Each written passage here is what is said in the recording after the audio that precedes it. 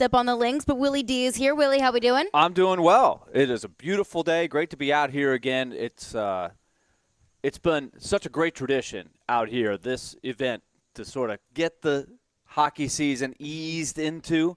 The rookies take the ice a little bit later this week, and the next week training camp will crank up. So this always marks like the new season. So it's always fun to see everybody. Everybody's back at school. I saw a lot of the guys last night at Brent Peterson's dinner event that they have. It was really well done, as usual. They had a great comedian. Everybody had a good time. So perfect weather for this, which is always nice. It is a beautiful day. Does it feel like you're kind of at orientation? It does, yeah. Everyone's back at school. Everybody's back moving at school. into the dorms. Everybody's asking, what'd you do all summer and all that stuff. So well, good. Yeah, happy to be out here. Happy to be able to benefit the Predators Foundation, and especially on a beautiful day. And I feel like we could use a little bit of good.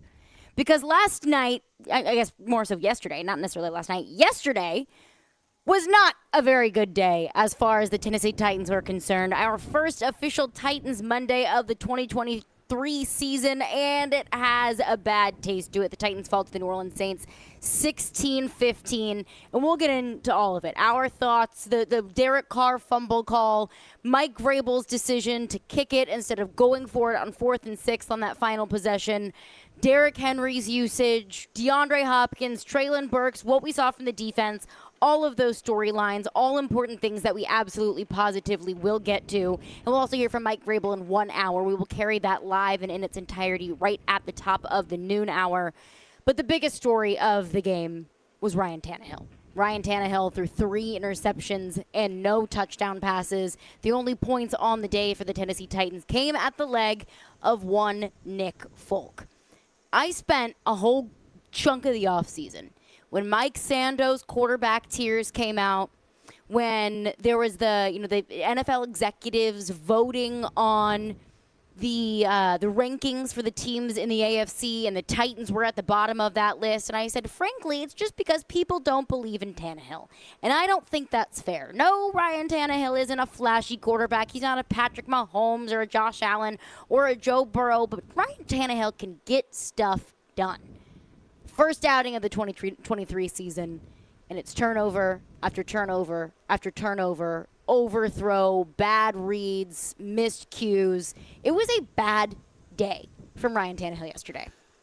There's really no way around it. I mean, I'd love to sit here and defend him, but he picked a bad day to have a bad day. Really. I mean, I thought the offensive line, based on our expectation, wasn't that bad. Like, they did okay. They weren't great, but I didn't expect them to be great. It's a tough place to play. It's a pretty darn good defense they're going up against. And the game was right there. Mm-hmm. Was this not a typical Mike Vrabel Titans game? Goes right down to the wire. It's tight all the way, low scoring.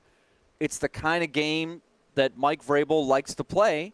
They get in the trenches. Like, if you really thought it was going to be a lot different than that, then you haven't really been watching since Mike Vrabel came along. So if you thought it was going to be 34-31, like the Chargers and the Dolphins, right, then you've had unrealistic expectations. This was exactly the kind of game that they're going to be in a lot. It's just unfortunate that a few plays swung the game. That's the difference in this league of winning and losing. And we're used to Mike Vrabel and the Titans being on the good side of that. Mm-hmm. But now, this is now 8 straight, right? The injuries had a lot to do with it last year, but this is one where they just didn't win the close game. Mike Vrabel thought for sure when they kicked the field goal to go down by 1, that the defense would get the ball back. Right. They go down and they have a chance to kick for the field, which is exactly what happened last year in the opener, and they missed it. And this year, they just didn't get the ball back. So they left a lot on the table, and Ryan Tannehill, obviously, if he gets one of the 2 big plays that looked like they were there and would have scored, maybe we're talking about, hey, they pulled out another one. It's another close Titans win under Vrabel. Mm-hmm. And that's the frustrating thing, is even with a performance from Tannehill like that, it was still a 1-point game. And we could nitpick all of the things that could have gone right. I mean, there are, 3 passes in particular. It was that flea flicker to Chig that he overthrew. He threw to Chris Moore in double coverage, and several other passes that were just bad decisions where you had open receivers, maybe not as far downfield, but he elected to go for either the covered up receiver or it was just simply a bad throw. If one of those throws go right, it's a different game. If you maybe just don't turn the ball over, once more, like if you just throw two picks, because the Saints were able to score, 10 points off of Tannehill interceptions, you eliminate one of those interceptions and you win that game. That's how slim of a margin that game was yesterday. So when so many things went wrong for Tannehill, way more things went wrong than they went right, the Titans still kept themselves in that game. And that is the frustrating part of it, is we've said it all the time. We don't need Ryan Tannehill to be Superman. We don't. We don't need Ryan Tannehill to throw for 350 yards and make those off-platform throws and to do what a Patrick Mahomes does or lob the ball 75 yards downfield or to be able to orchestrate a drive to get down the field and into the end zone. We don't need Ryan Tannehill to do that. Would it be great? Yeah. But we don't need him to be. All you need from Ryan Tannehill is just steady. All you need from Ryan Tannehill is get the ball in the hands of the playmakers, whether that's handing the ball off to Derrick Henry, whether that's dinking and dunking with short passes to the tight ends. That's all you need him to do. Just don't turn the football over. And he still couldn't do that. And it's incredibly frustrating. Yeah, and he's better than that. I still believe that next week, if given the same situations, I think he would be better. Mm-hmm. I thought the one thing that I thought was a little surprising to me, but we were curious about it was, what was the offense going to look like? One thing that jumped out to me is, A, they look like they are trying to take some stuff off of Derrick Henry's plate. For better or worse, right? I know everybody's talking about why wasn't Derrick in there, but I think they had to get to this moment. I think they feel like they've got the guy in Tajay Spears who can take some stuff off of Derrick Henry's plate, and they don't lose anything. That's one thing that they look like they were trying to do to me. Some of it was good. Mm-hmm. I love Spears. I think has a chance to be really good. Henry was very effective, especially in the first half, in how they used him. It just didn't flow very well in the second half. The other thing that I thought they really consciously tried to do was get the ball, build that chemistry with DeAndre Hopkins, and I thought that didn't work out very well. I thought they forced the ball a couple times to him, and maybe those investments that they're making now will pay dividends. You want DeAndre Hopkins to feel good about the decision he made to come here. You want him to feel involved in the offense, and I thought they almost went overboard in trying to do it, and it cost them, right? He was 7 out of 13 targets. It's not great efficiency, not a lot of yards. Mm-hmm. He made a couple of nice catches in that 7, but there were a lot of catches that didn't really go anywhere. And obviously the 2 forced throws intended for him that got intercepted, where it's like, let me give my guy a chance. This is my new guy. Let me show that I have faith in him. And it kind of burned Ryan Tannehill on that. So I feel like Tannehill, we know there's something better there. I don't think he's just completely lost it. No. It's just a bad game. But I'm more curious of, okay, what is Tim Kelly trying to do with this offense, and how is it going to look 3 weeks from now, 8 weeks from now, and then, at the end of the year? Because when you change offenses like that and you try to do some different things than you've done before, I think we all expected some growing pains. It's too bad that the quarterback played so bad, because I think they had a chance to get away with it and still find a way to win, even with some of the growing pains. And they didn't quite get it done. There were good things in that game yesterday. Yeah. But as far as Tannehill is concerned, you're right. He's not a 0 touchdown, 3 interception kind of quarterback. We all know that. It's unfortunate that we saw that in the first game of the season when there were already growing concerns, doubts, questions about Ryan Tannehill. Ryan Tannehill is a better quarterback than what we saw yesterday. But I think it also is a reminder that Tannehill does have clear limitations. That the argument of you can only get so far with Ryan Tannehill, or Ryan Tannehill can only do so much for you, is emphasized in a performance like that. Like Joe Burrow had a horrendous day yesterday. Bad days for quarterbacks happen. Yeah. If you had the Bengals in your fantasy team, like, whoa, what happened? Like, tough day for the Bengals yesterday. No points at all. But you're right.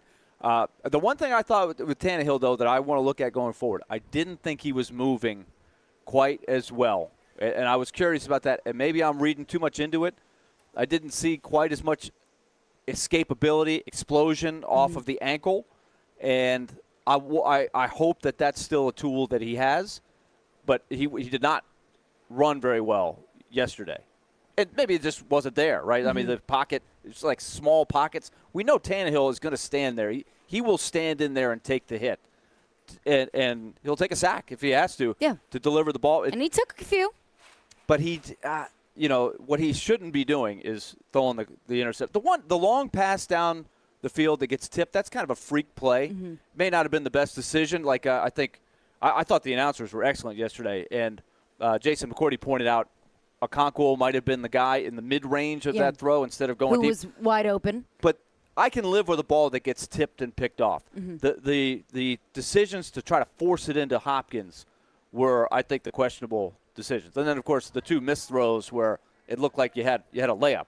That's you get a touchdown instead of a field goal on one of those. That might have been enough to get over the top. And that's what I want to continue getting into coming up next. Mike Vrabel always says every interception has a different story. So what went wrong with Ryan Tannehill yesterday? Plus, Joe Rexrode has an excellent breakdown on The Athletic asking the question, was this the worst game of Ryan Tannehill's career?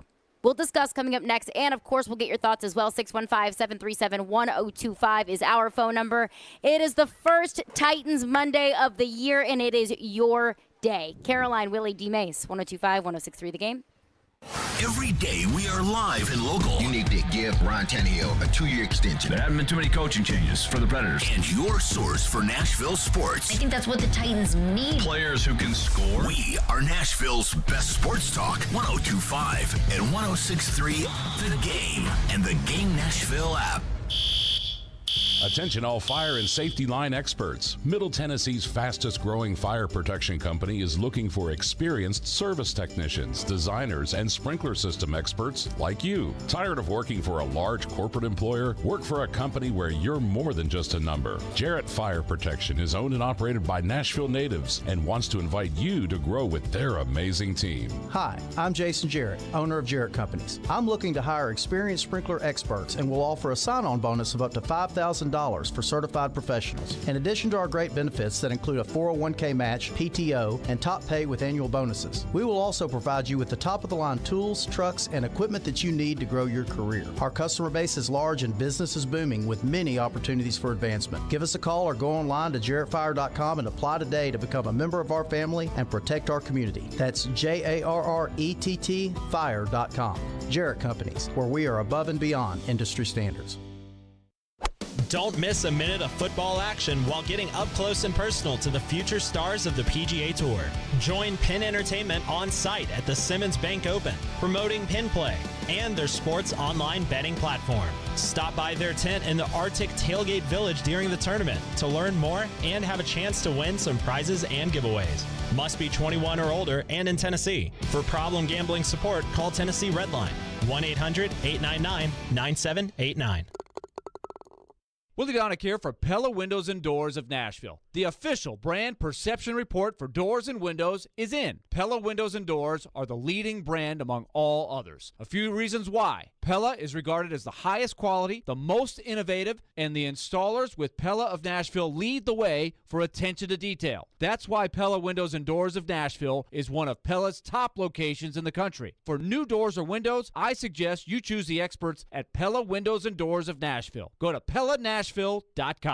The NFL is back, and DraftKings Sportsbook, an official sports betting partner of the NFL, is giving you a can't-miss offer for Week 1. New customers can get $200 in bonus bets instantly when you bet just $5 on any NFL game. Plus, all customers can take advantage of 2 new offers every single game day in September. New customers, download the DraftKings Sportsbook app and use code OUTCOME and take home $200 in bonus bets instantly just for betting $5. That's code OUTCOME, only on DraftKings Sportsbook. Gambling problem? Call 1-800-GAMBLER or visit 1-800-GAMBLER.net. In New York, call 877-8-HOPE-NY or text HOPE-NY 467-369. In Connecticut, help is available for problem gambling. Call 888-789-7777 or visit ccpg.org. Please play responsibly. On behalf of Boot Hill Casino and Resort in Kansas, 21 and over. Age varies by jurisdiction. Void in Ontario. See dkng.co/football for eligibility, terms, and responsible gaming resources. Bonus bets expire 7 days after issuance. Eligibility and deposit restrictions apply. Want to see our smiling faces? You can watch us on Twitch, Twitter, YouTube, and Facebook Live. We are good to go. Presented by Superbook Sports, voted #1 sportsbook in Vegas. Having some fun in the midday. Yeah, that's awesome. This is Caroline, Willy, and D-Mase on 102.5 and 106.3 The Game. And the I got to give credit to them. They played a good game, but at the end of the day, I have a lot of faith in our guys that we can execute, myself, that we can execute better than we did. We got down and moved the ball at times really well, got down to the red zone, and then weren't able to finish. Start the ball with the ball in the red zone after a huge play by Amani on the first kickoff, and then weren't able to do anything. Shot ourselves in the foot multiple times with penalties, got behind the sticks, and when you do that in the red zone, it's going to be hard to consistently convert those. So a lot of procedural things that we can clean up and give ourselves a better chance when we do get down there in the red zone. That was Ryan Tannehill after the game yesterday. There's really no other way to sugarcoat it. It was an unacceptable outing from Ryan Tannehill, from the offensive line, from a play calling standpoint. It just felt like everything that could have gone wrong for the Titans offense did go wrong. And we knew it was going to probably be a weird fluky game from the opening kickoff and how that game started, but 3 interceptions from Ryan Tannehill, and it didn't end there. It was overthrowing Chigakongwo on that flea flicker when it was just an open path into the end zone. It was passing to Chigakongwo when he was wide open, and instead of throwing to Chris Moore in double coverage, and that got picked off. It was just bad decision-making all the way around. And really, correct me if you feel different, but Tannehill said there, the Saints just played a good game. I don't really think the Saints did anything that extraordinary yesterday. Yeah, their defense got some good pressure, and, the defense made plays and intercepted Tannehill when the ball was basically just in their hands. The Saints didn't do anything that extraordinary. They just didn't shoot themselves in the foot as much as Ryan Tannehill and the Tennessee Titans did. I think the Saints have a good defense. I think if you listen to the whole press conference from Ryan Tannehill, like we're picking out one quote, he did stand in there. He took a lot of questions. He answered everything, and I did think he took the blame. When you get down to it, he knows he didn't play very well.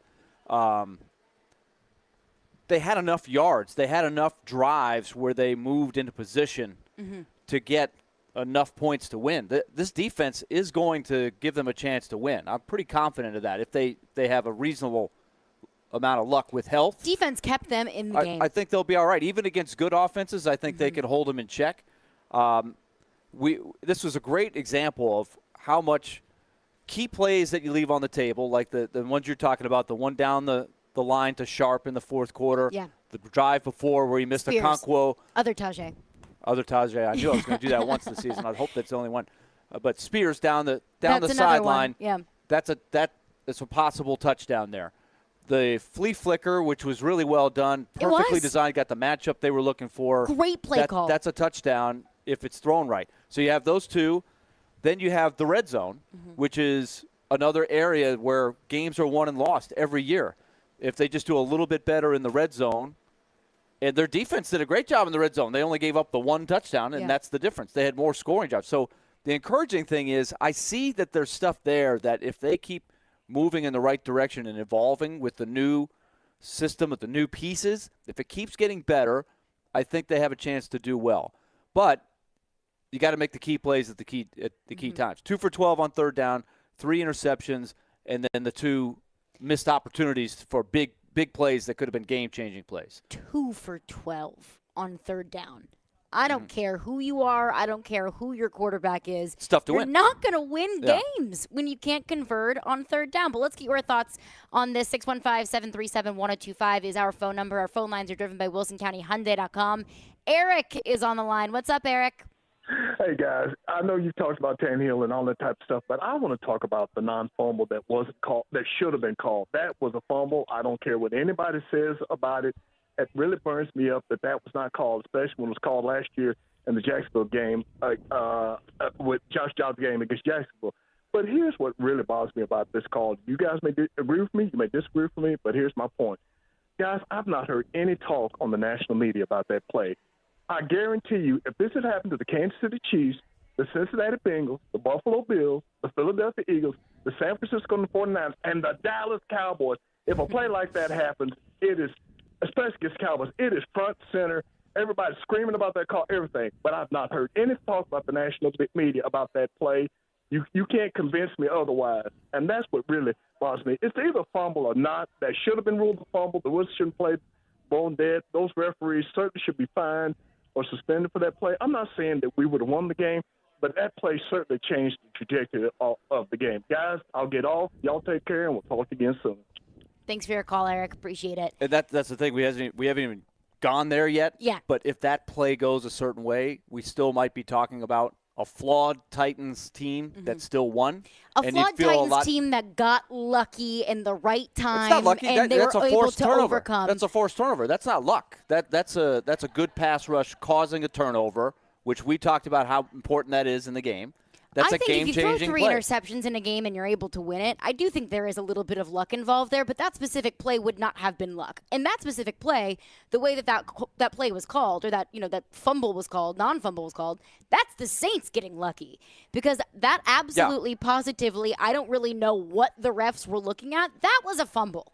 If that Josh Dobbs play was a fumble against the Jags in the final game of the season, that was even more of a fumble. And the frustrating thing about that to me was the refs blew the play dead.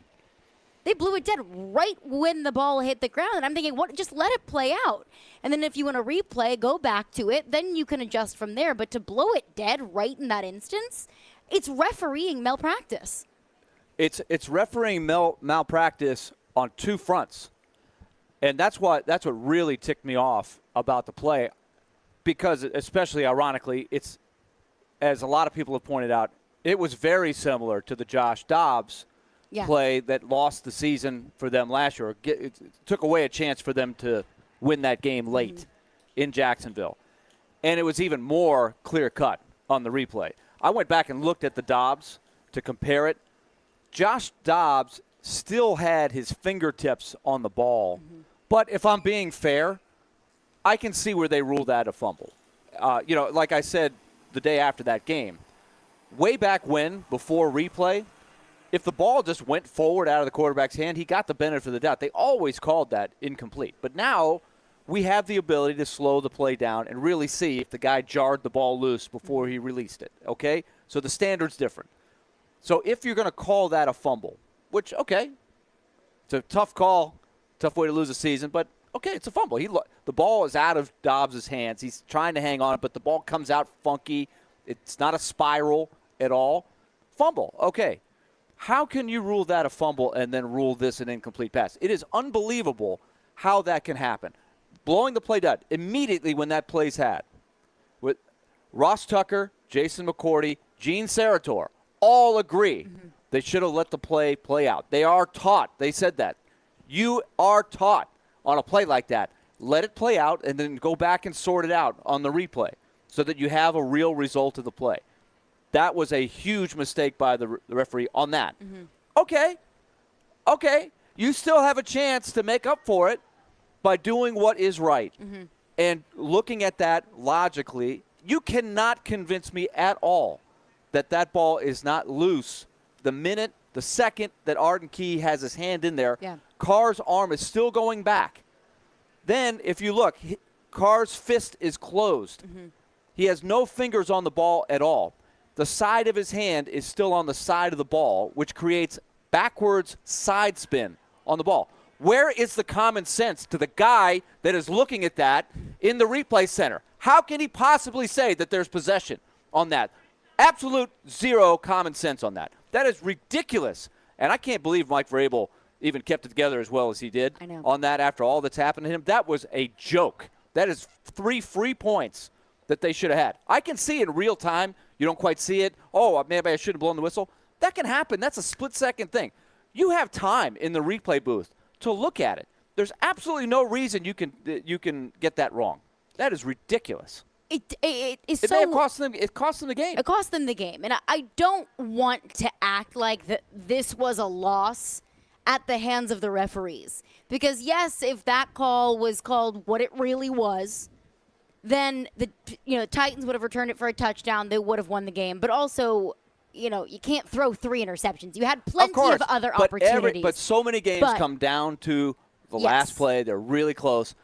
The refs, you're going to miss some calls. Pass interference, you're going to miss calls. I have no problem. It's a tough call. It happens so fast. It's in real time. This is something that you have time to study in the offseason year after year, have discussions, because that play happens many times over the course of the season. You can talk about it. If you want to change the standard and say, look, if the ball goes forward 5 yards, let's just make it an incomplete pass. Let's just agree that that's what it is. Because sometimes it is hard to tell how the ball comes off the guy's hand. But they've decided that they have the technology to slow it down, and when you do, you can talk about principles and what you look at. The guy's hand is closed. He has no fingers on the ball at all. Yeah. The ball comes out with side spin, side by side, the reverse of the way it would if it really came out of his hand. If he had possession, there is zero evidence that is any type of pass whatsoever. That is a fumble 10 times out of 10. I mean, just the mere physics of it all. It wouldn't even make sense for it to be an incomplete pass. It was going backward. Use your brain. You're smarter than that. And also, referees, you're better than that. Because I was listening to Robbie and Rexrod this morning, and Robbie's theory was they went back, they watched it, and they didn't want to reverse the call because it would have looked even worse had they reversed the call and they blew the play dead. Like, they were basically just trying to confirm their initial thought, initial belief. Shame on you. When you have the power to change the outcome of a game like that, and you decide to not take responsibility for the decisions that you make and the calls that you make, that's when the integrity of this game is challenged and questioned.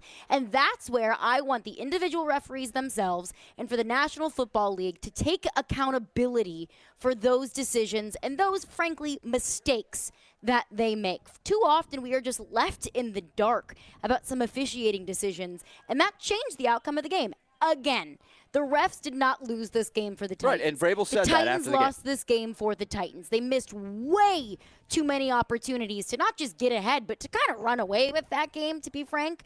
But in that one instance, that was complete oversight on the referee's part. Complete officiating malpractice. And it's embarrassing how inconsistent NFL referees are from game to game and week to week. I would call for a public, I wouldn't say apology, but I think they should come out and say the Titans should, at the very least, should have had the ball on that play. That is clear cut. Because it's going to happen again. Oh, yeah. The league needs to actually admit when they screw this up because you look at the Dobbs play and that play and you have two different results. It's inexplicable. There's absolutely no way you can justify that and if you're in that replay booth. The frustrating thing is if the NFL comes out and says, yeah, you know what, it was a fumble, the Titans should have had the ball, it doesn't change the outcome. It doesn't make things any different. But I would at least appreciate a little bit of accountability. And you can say all day long, we promised to be better, and we thought we did a better job to educate our referees and our officiants, but we know there's going to be more bad calls in the future. And that's the frustrating thing. That cost the Titans a touchdown in a game where points were precious. Yeah. Absolutely precious. 615-737-1025 is our phone number. We'll get back into your phones, your thoughts, your reactions on the Titans' 16-15 loss at the New Orleans Saints. We're live out here at the Vanderbilt Legends Club for Brent Peterson's golf tournament benefiting the Predators Foundation. And Caroline, Willy, and D-Mase is brought to you by Zen Sports. Start earning cash rewards on your bets today. Gambling problem, call 1-800-889-9789. Terms and conditions apply. Must be 21 or older and in Tennessee to bet. New home. New energy. Same Blue Raiders. 99 yards! Touchdown, Middle Tennessee! Catch every game for MTSU on 93.3 Classic Hits. Coach Rick Stockstill is poised to lead his team to yet another bowl appearance. We're really excited about this opportunity. Your home for the Blue Raiders is 93.3 Classic Hits and the Classic Hits app. Caroline Fenton here for our friends over at Superbook Sports. One question for you. Why would you bet with the big boys this football season? Instead, try your hand with the local book, Superbook Sports, this fall. Superbook Sports is the book next door, just a dedicated team of the best odds makers in Las Vegas, making sure that you get the best prices and parlays anywhere. And now Superbook will give you a bonus of up to $250 when you sign up and wager on the same day and use the promo code Caroline. So bet with the best and use promo code Caroline, my name, Caroline, this football season with Superbook Sports. Visit superbook.com for terms and conditions. Gambling problem, call 1-800-GAMBLER. Nashville, we have an important decision to make on September 14th. We can elect a mayor who's even more progressive than the liberals ruining Nashville for decades, or we can elect a mayor who understands that Nashville needs a new direction. Our failing schools, our massive tax hike, out-of-control crime, and excessive spending has got to stop. If not, we'll end up like all those progressive cities that are now total disasters. If you don't vote, we can't win. Vote Alice Rowley for mayor today. Paid for by Save Nashville. Tom Landstreet, Treasurer. Your floors can go from clean to dirty fast. From juice spills, whoops, to muddy paw prints, to little sticky finger marks. Good thing your Swiffer WetJet works fast too. Swiffer WetJet easily cleans everyday messes as quick as they happen. The next mess is right around the corner. So grab your Swiffer WetJet and just spray, push, all clean. If you're hiring, it can feel like you're trying to find a needle in a haystack. You can hope the right person comes along, or you can just use ZipRecruiter. And now you can try it for free at ZipRecruiter.com/radio. In fact, ZipRecruiter has helped a lot of business owners find their needle in a haystack, like Marco, president of operations at Telly Tires and Auto Centers. Because Telly Tires has grown a lot in the last few years, Marco needed to hire everyone from a receptionist to a store manager to a head mechanic. ZipRecruiter helps me find all the right people, even the most difficult jobs to fill. ZipRecruiter helps me keep my business running. Take it from Marco and millions of other businesses who've used ZipRecruiter. ZipRecruiter can help you find the needle in the haystack. See why 4 out of 5 employers who post a job on ZipRecruiter get a quality candidate within the first day. And right now, you can try ZipRecruiter for free. That's right, free at ZipRecruiter.com/radio. That's ZipRecruiter.com/RADIO. ZipRecruiter.com/radio. ZipRecruiter, the smartest way to hire. We got a good thing growing at the Nashville Fair. We offer nightly music, wrestling, cultural arts, barnyard animals, dinner shows, games, competitions, classic fair foods, and thrilling rides. Join in and explore the fun at your Nashville Fair, the only fair in Nashville. Now through September 17th at the Fairgrounds Nashville. Buy tickets online and save at nashfair.fun. Come on out and grow with us at the Nashville Fair. Nashville Sounds Baseball lives on 94.9 The Fan. Catch every pitch. Swing and a miss, strike 3. Every hit. That's a base hit. Every run. Looking up, it's gone. On your home for Sounds Baseball. 94.9 The Fan and The Fan app. Hey, this is Philip Forsberg. You're listening to Nashville's best sports talk, ESPN 102.5 The Game. As far as your quarterback play, what is your assessment? Well, the coaching and the quarterback play and the line play and the defensive play, everybody. It's just, it's never going to be about one guy. Told him at halftime, like, we got to block better, we got to get into routes better, we got to get open quicker, and we have to throw the ball better, and the runners have to run better. So that's what it's always going to be. Everybody's tied in.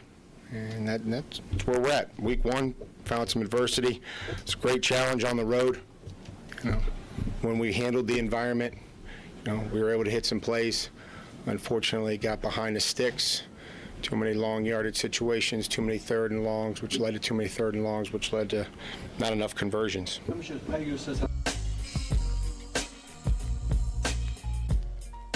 Willy, D-Mase there. That was Vrabel on Ryan Tannehill after the game yesterday.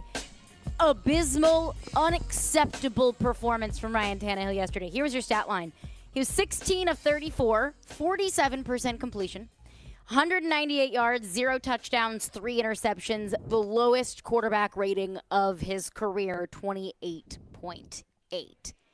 A rough day from Ryan Tannehill.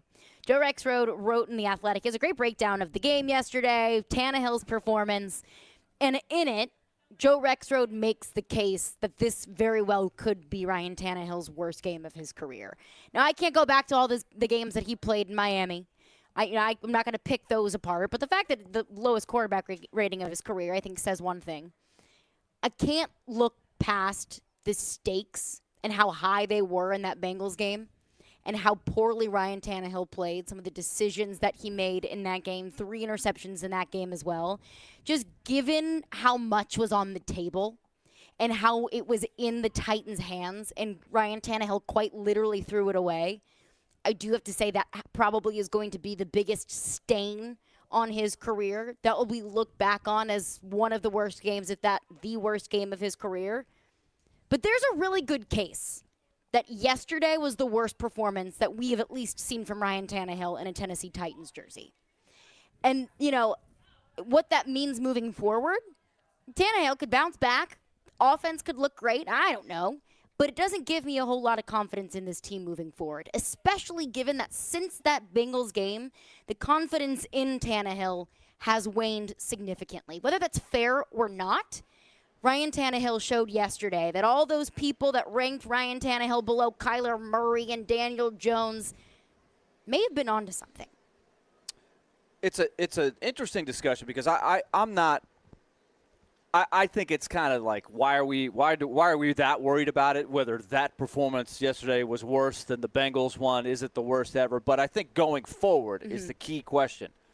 How much does this shake Ryan Tannehill's confidence in himself, the confidence that the team has in him going forward? Because that's really the issue. I still think when he's at his best, he's fine. Like he's a good quarterback if you give him a chance. And I still think there is potential with Spears, with Chig, who was absent yesterday. Where was he? I was hoping for more from him. I was hoping for a little bit more flash from Burks. Where was Burks? He was out there. I wonder if he's still slowed a little bit from the injury that he suffered. I'm curious about that. I don't know if that will be asked today. I would love to hear somebody ask that question. Yeah. To feel like if he's out there at 100%, do you think he'll have another gear once he gets going? I still see a potential for this offense to have more versatility, take a little bit off of Derrick Henry's plate, but they have to have a good year from Tannehill. And it could, if he struggles, it will get to a point where if you're out of the race, you do have to take a look at the future. You know where his contract is. He knows where his contract is. He's playing to stay in the league if he has a desire to do so after this year, either in Tennessee or somewhere else. And so there's pressure there from a lot of different angles potentially if he struggles. So not only did he struggle, he had one of his worst games. Whether we think it's the worst or one of the worst, the point is he's got to be better than that, or else everybody's going to have to shift their vision of what to do in the next year or the next several weeks, for looking at next year. And I think the point is, whether it was the worst game of his career or not, I think it's a very fair argument to say that it was. The fact remains that that's a statement of how bad yesterday was. And it's a fair, concern to have if you're looking at this offense moving forward and thinking, well, we thought the Titans could contend for the division. If that's what the offense looks like, then absolutely they're not contending for the division. They're going to be contending for a top 5 pick in the NFL draft in 2024. Which may not be the worst thing for down the road to get back to where they want to be. But they set out. Remember what I told you. Remember, this was of the offseason, we wanted one thing we wanted to remind people of before the season started. And I said, and I'm going to repeat this, they are trying to thread the needle down the middle. They're not rebuilding, and they're not all in on this group. It's right about in the middle. So they're trying to contend right now. It'd be one thing if they were saying, okay, let's see what these young guys can do. Let's go with the young quarterback. They're not doing that. They're trying to get into the playoffs this year. So there has to be a standard for what you expect from the quarterback. And unfortunately, they left one on the table there that was very winnable. It won't be the last one.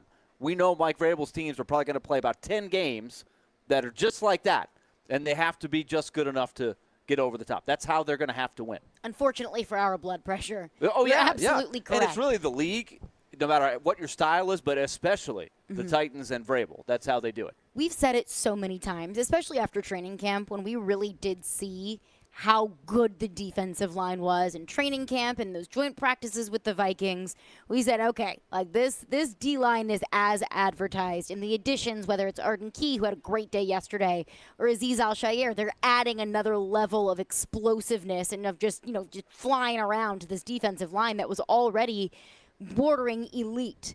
We said if that defensive line can be that, and the offense can just be average. Don't need you to be flashy. Yep. Don't need you to be great. Just need you to get down the field and not turn the ball over. This team has a shot at winning the division, making the playoffs, winning a playoff game or two. The point being, Ryan Tannehill's performance yesterday didn't get you not even just average or below average. It was downright horrendous. And I wonder Tim Kelly's role in that. Because we look at Ryan Tannehill's best years in a Titans uniform, 2019 and 2020 with Arthur Smith. And, of course, the line was better. That was Taylor Lewan in his better years. You had probably better pass catchers and Corey Davis and Jonnu Smith and A.J. Brown. Those are all factors. But Arthur Smith was one of the big factors, that he just knew how to unlock something in Ryan Tannehill that he hadn't seen before, the best years of his career. I had hoped that Tim Kelly would maybe reflect more of that in his relationship with Ryan Tannehill and his understanding of Ryan Tannehill's strengths. Yesterday looked more like a Todd Downing called game. Now, that doesn't mean that he is Todd Downing, and that doesn't mean that the offense can't get better. But yesterday was a concern, and that I didn't see the difference in the offense that I wanted to see from a Tim Kelly, revised look Titans offense.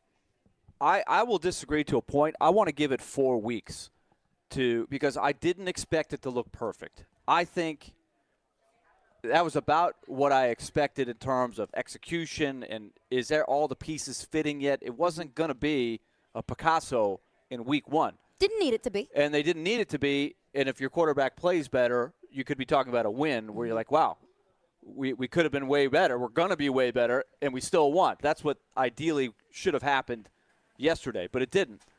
But as I look at the offense, you're asking about Kelly. The two things, again, that jumped out at me. They made a conscientious effort to a fault of forcing the ball to DeAndre Hopkins. That may not be Kelly. That might have been more a quarterback in Ryan Tannehill saying, look, for us to be good, I need a great year from DeAndre Hopkins. I want to build that trust with him. I want to show faith in him. And he did it on a couple of occasions, and he got burned bad. Yeah. Right? There's that one play where clearly Ryan Tannehill thinks DeAndre Hopkins is going to come back for the back shoulder. Yeah. Hopkins keeps running. The ball is picked off. That may have been on DeAndre Hopkins. I don't know. But a quarterback is never going to sell his receiver out on that. That's going to stay in the locker room as it should. But that's an example. And the other one is I'm going to throw this ball up there. It's DeAndre Hopkins against a very good cornerback. But I want to show faith in my new guy that he's going to come up with this ball. And it got picked off. Yep. Right? That, to me, is a mentality of a new offense.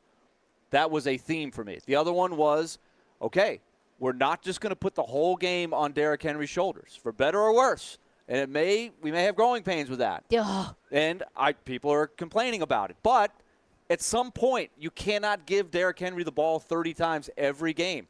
And you might have the guy in Tajay Spears that can be the right complement. They're trying. They had him on the field together a lot. They got into some 1st and 15s where you're probably not going to see Derrick Henry as much. So there's reasons why he was only on the field for half of the game. I'm willing to work with that a little bit. I'm willing to let that play out before I make judgments that, we got Todd Downing 2.0. Like, let's give it a little time. I would have liked to see more from Derrick Henry. And you might have the next guy in Tajay Spears. I like what I see from him. And so do I.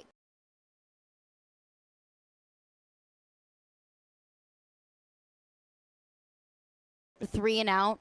Why Tajay Spears had more snaps than Derrick Henry. That's no disrespect to Tajay Spears. But Derrick Henry is your best playmaker. You win and lose games through number 22. Why is he on the sideline? Why is he not in on 3rd and 4 situations? I don't understand that. But we'll continue. We'll hear. I think this will be something that we hear from Mike Vrabel. I hope so. And I hope he gives us a little insight in that, because I do think situation is a big part of that answer, a big part. And the other part is, let's see if we can take a little bit off of the big guy's plate and get more out of them, more efficiency out of them as a result. I say let the big dog eat. Okay. I see your phones lining up, and we are right to those coming up next. Caroline, Willy, D-Mase, 102.5, 106.3 The Game. Are you always on the go? We've got you covered. Download the Game Nashville app from your app store and listen to us wherever you are. Robbie Stanley, Joe Rexroad. It's Chase McKay. Caroline, Willy, D-Mase. Stomach Company. We are Nashville's best sports talk. Good station. I listen to it all the time. 102.5 and 106.3 The Game and the Game Nashville app.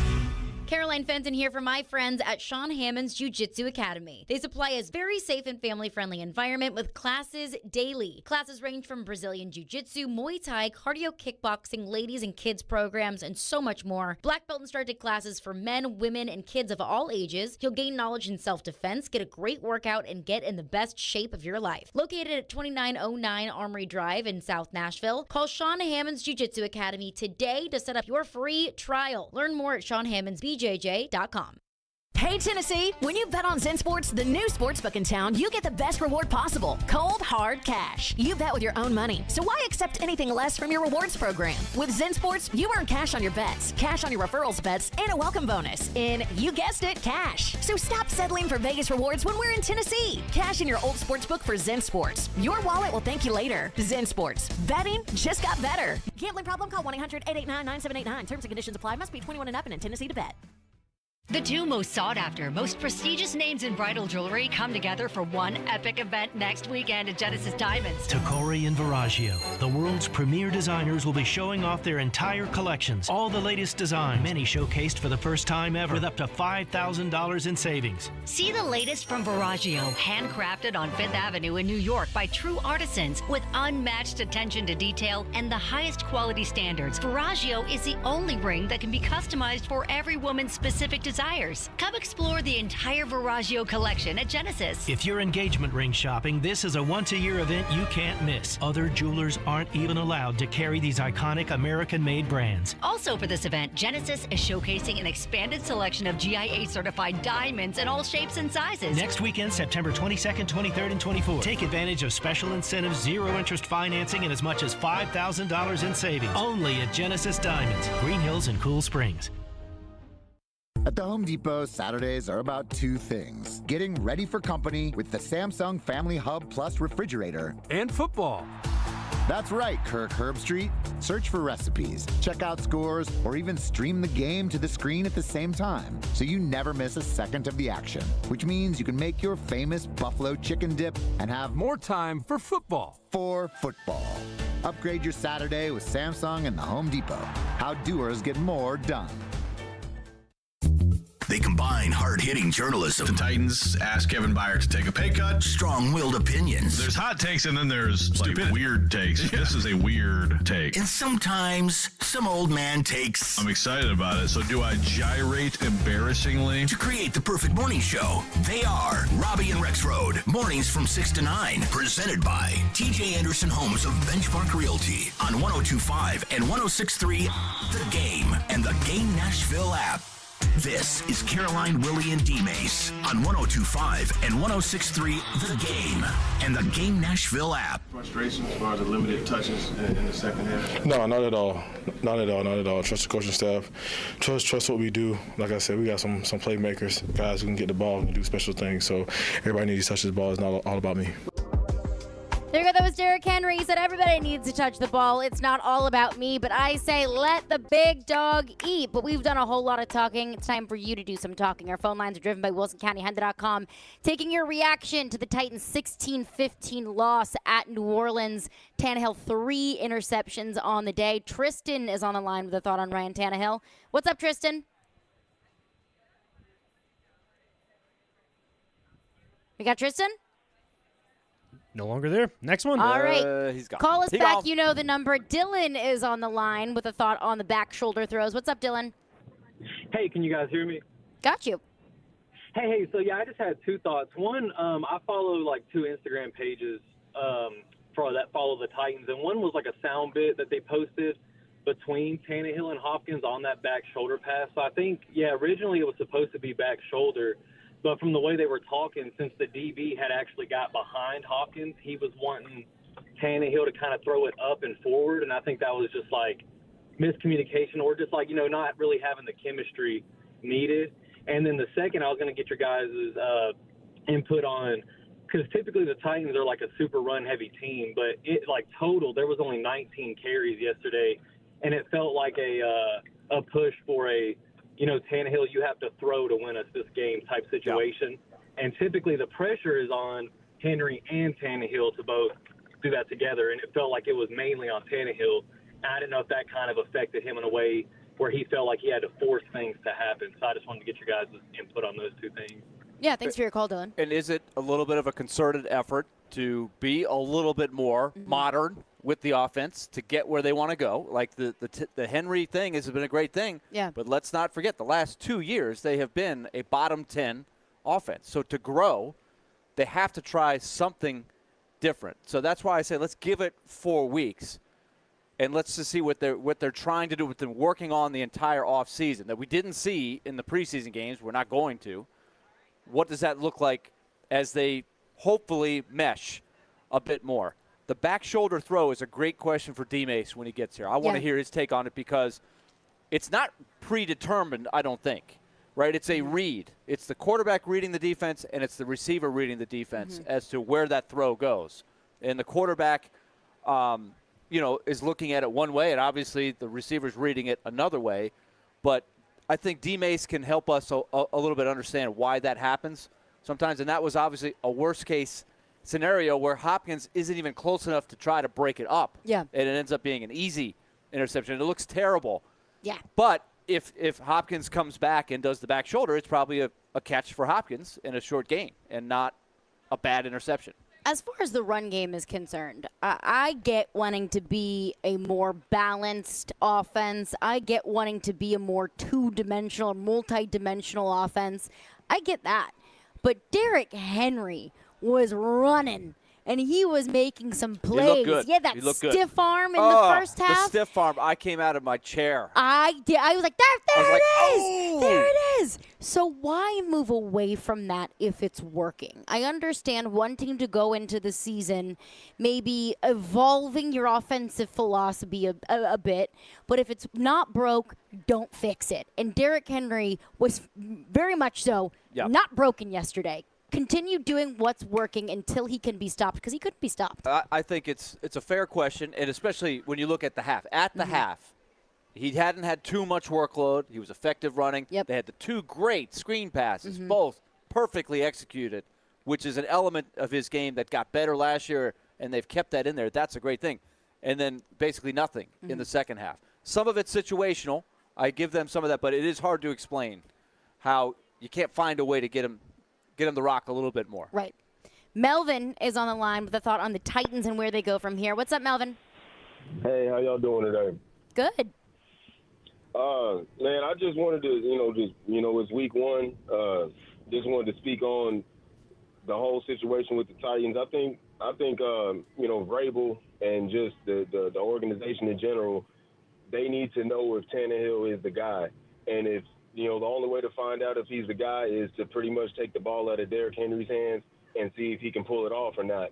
And I believe that played a part in, not playing Derrick Henry so much, along with, the more modern style, play calling that's going on with Tim Kelly, which I think his play calling is exceptional. We just need to execute.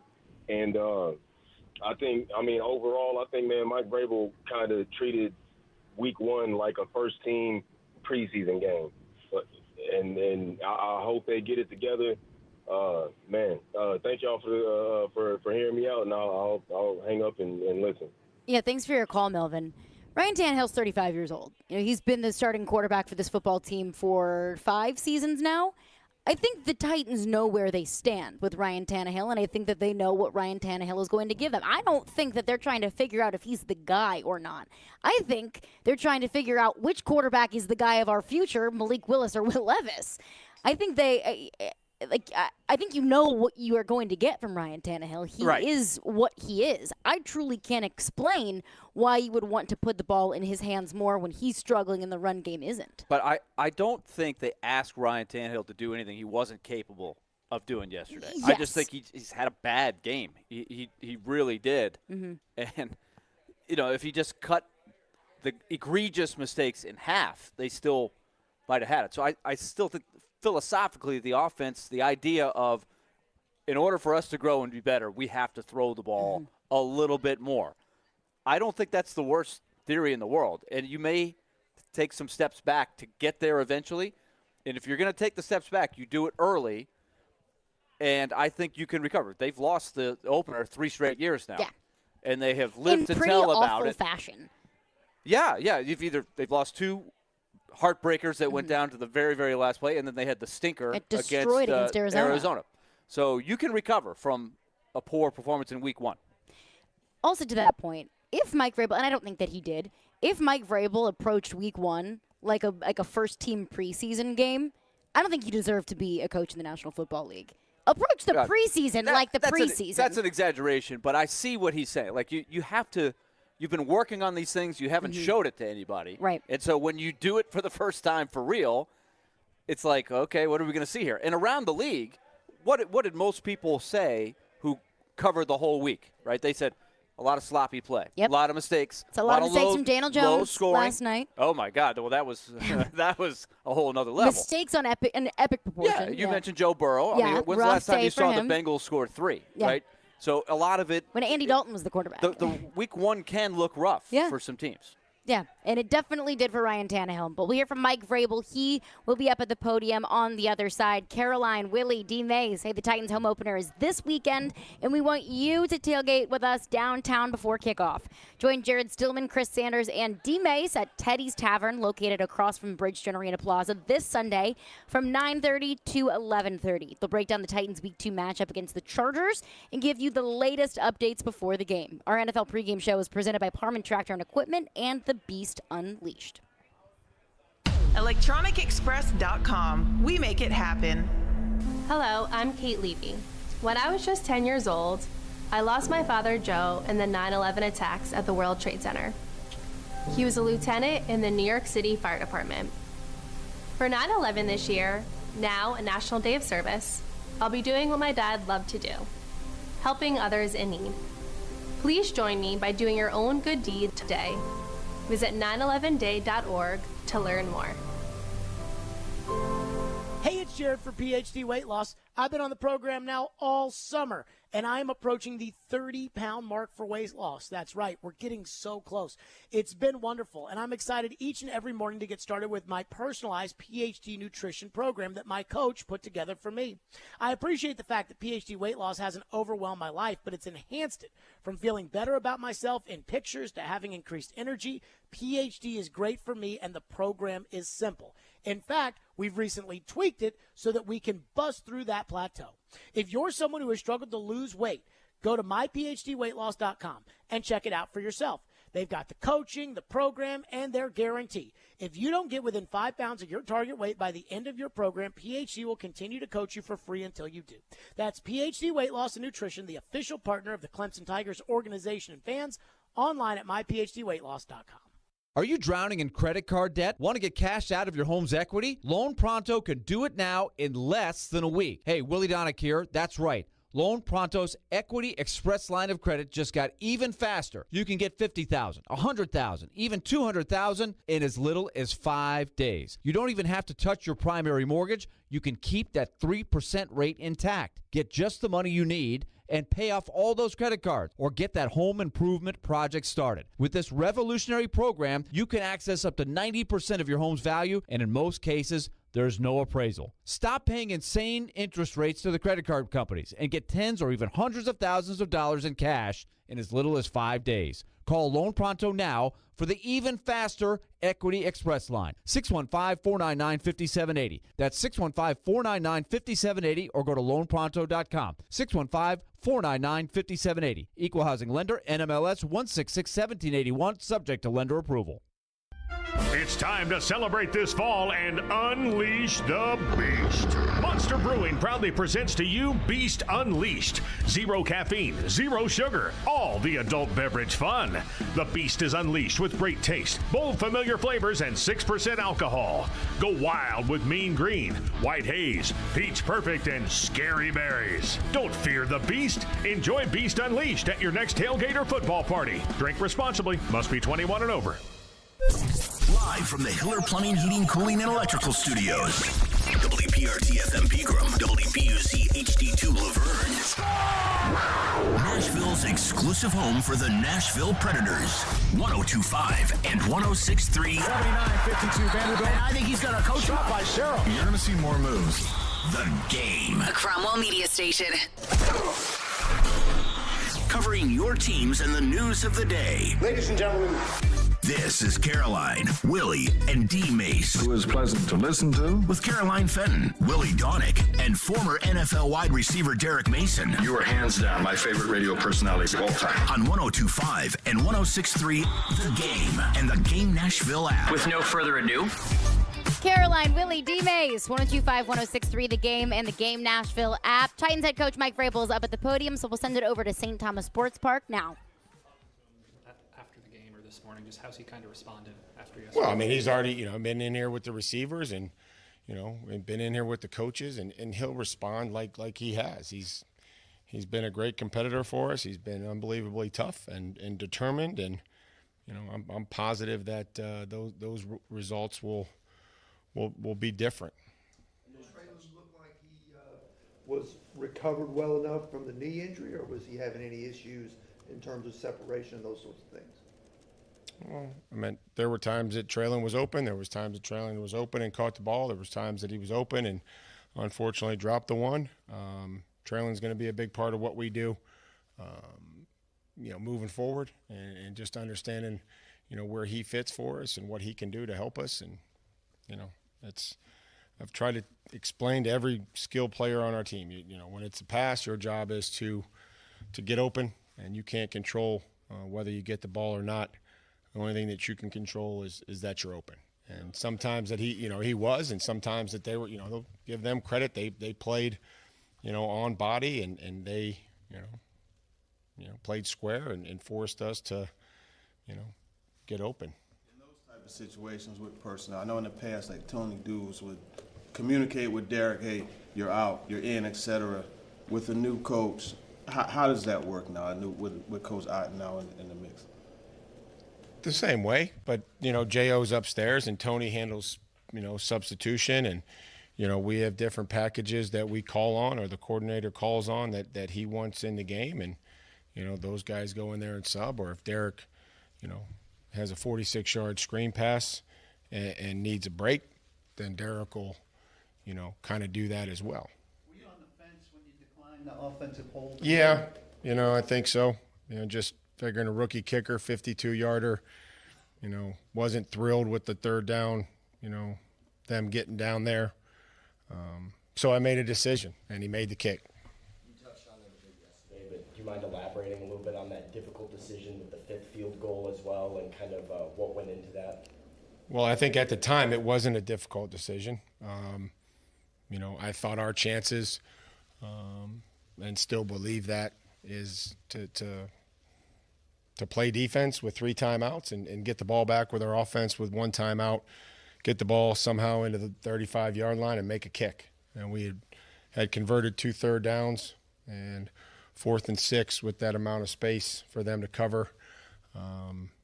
I didn't think that was going to be our best way to win the football game. I believe our best way to win that game would have been to play defense, stop them, which we didn't do, which is unfortunate, and then somehow find a way to make a kick. In that thought process, where the ball was on the field play at all, had you not gotten it, they would have been inside their 10-yard line in all likelihood.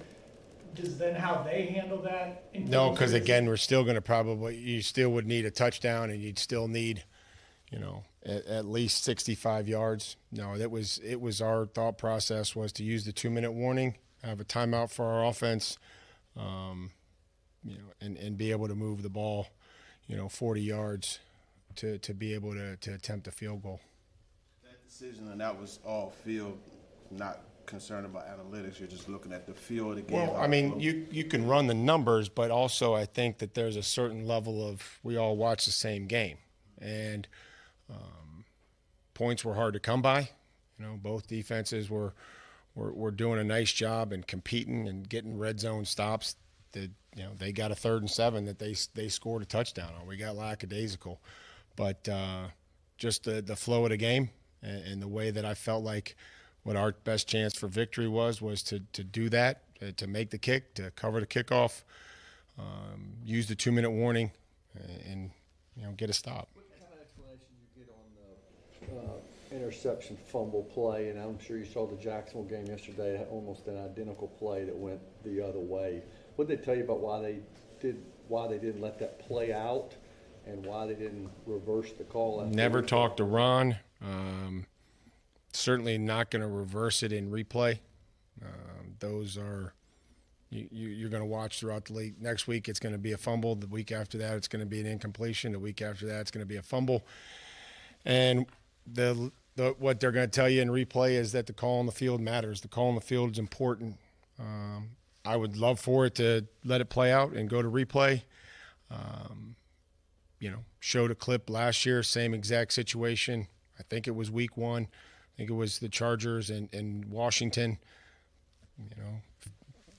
ball on the ground, and every player on our team, I'm like, is it a fumble or an incomplete? And they say, we don't know. And I said, that's exactly right. Like, they know that. They know that they're not sure. So Kevin and everybody responded exactly how we want them to. Knew that they blew it dead, so knew that we would just get the ball at the spot, but also knew that it was going to be hard to reverse and replay because of what the call on the field was. It was a lot like a Dobbs play last year. You pleaded for more consistency. It's going to be next week. There's going to be another one, guys. I don't know what to tell you. You know what I mean? It's like I can't. There's nothing I can do. There is nothing I can do. Well, speed of the game, and let it go to replay, and maybe, let them all go to replay and let replay, decide, and if maybe clear and obvious or doesn't get it done, then we need a different term, because a lot of these quarterback, they're all happening. Those are the ones that are hard. Is the ball in the hand? Is it coming forward? And I can see where the conflict occurs. It's not why we lost the game. Clarity from as a member of the competition committee? I just want them to be decisive and want them to. I would like for them to, if they're not sure, allow replay to sort it out. That's why we play to the recovery of the ball and not the whistle or anything like that. For you, is there a clear distinction between a continuation of a pass and the hand pushing a fumbled ball? I think it's a difficult job on the field. I think when you look at it in replay, it becomes somewhat reasonable to expect that you could determine whether it was a forward pass or a fumble.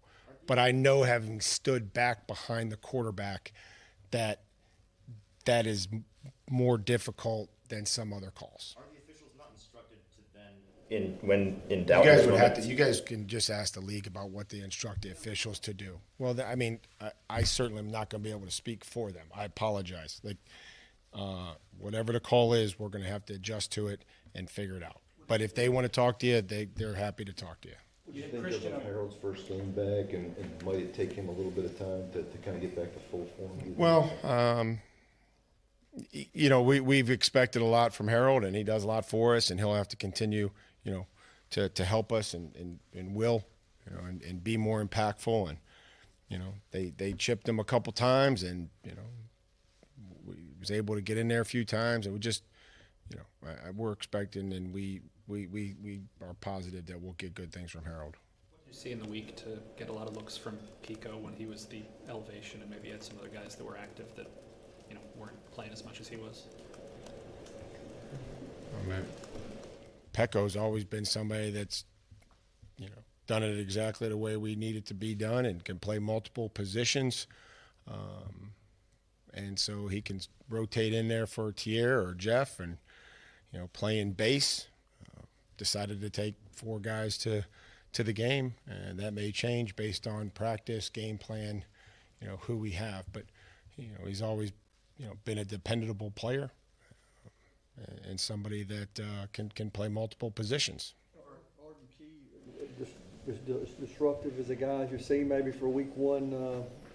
Well, I thought him and Danico, certainly affected the quarterback and made plays on the football. Danico, had some tackle for loss and showed up in the backfield and set the edge when we needed to, and both of them, factored, and that was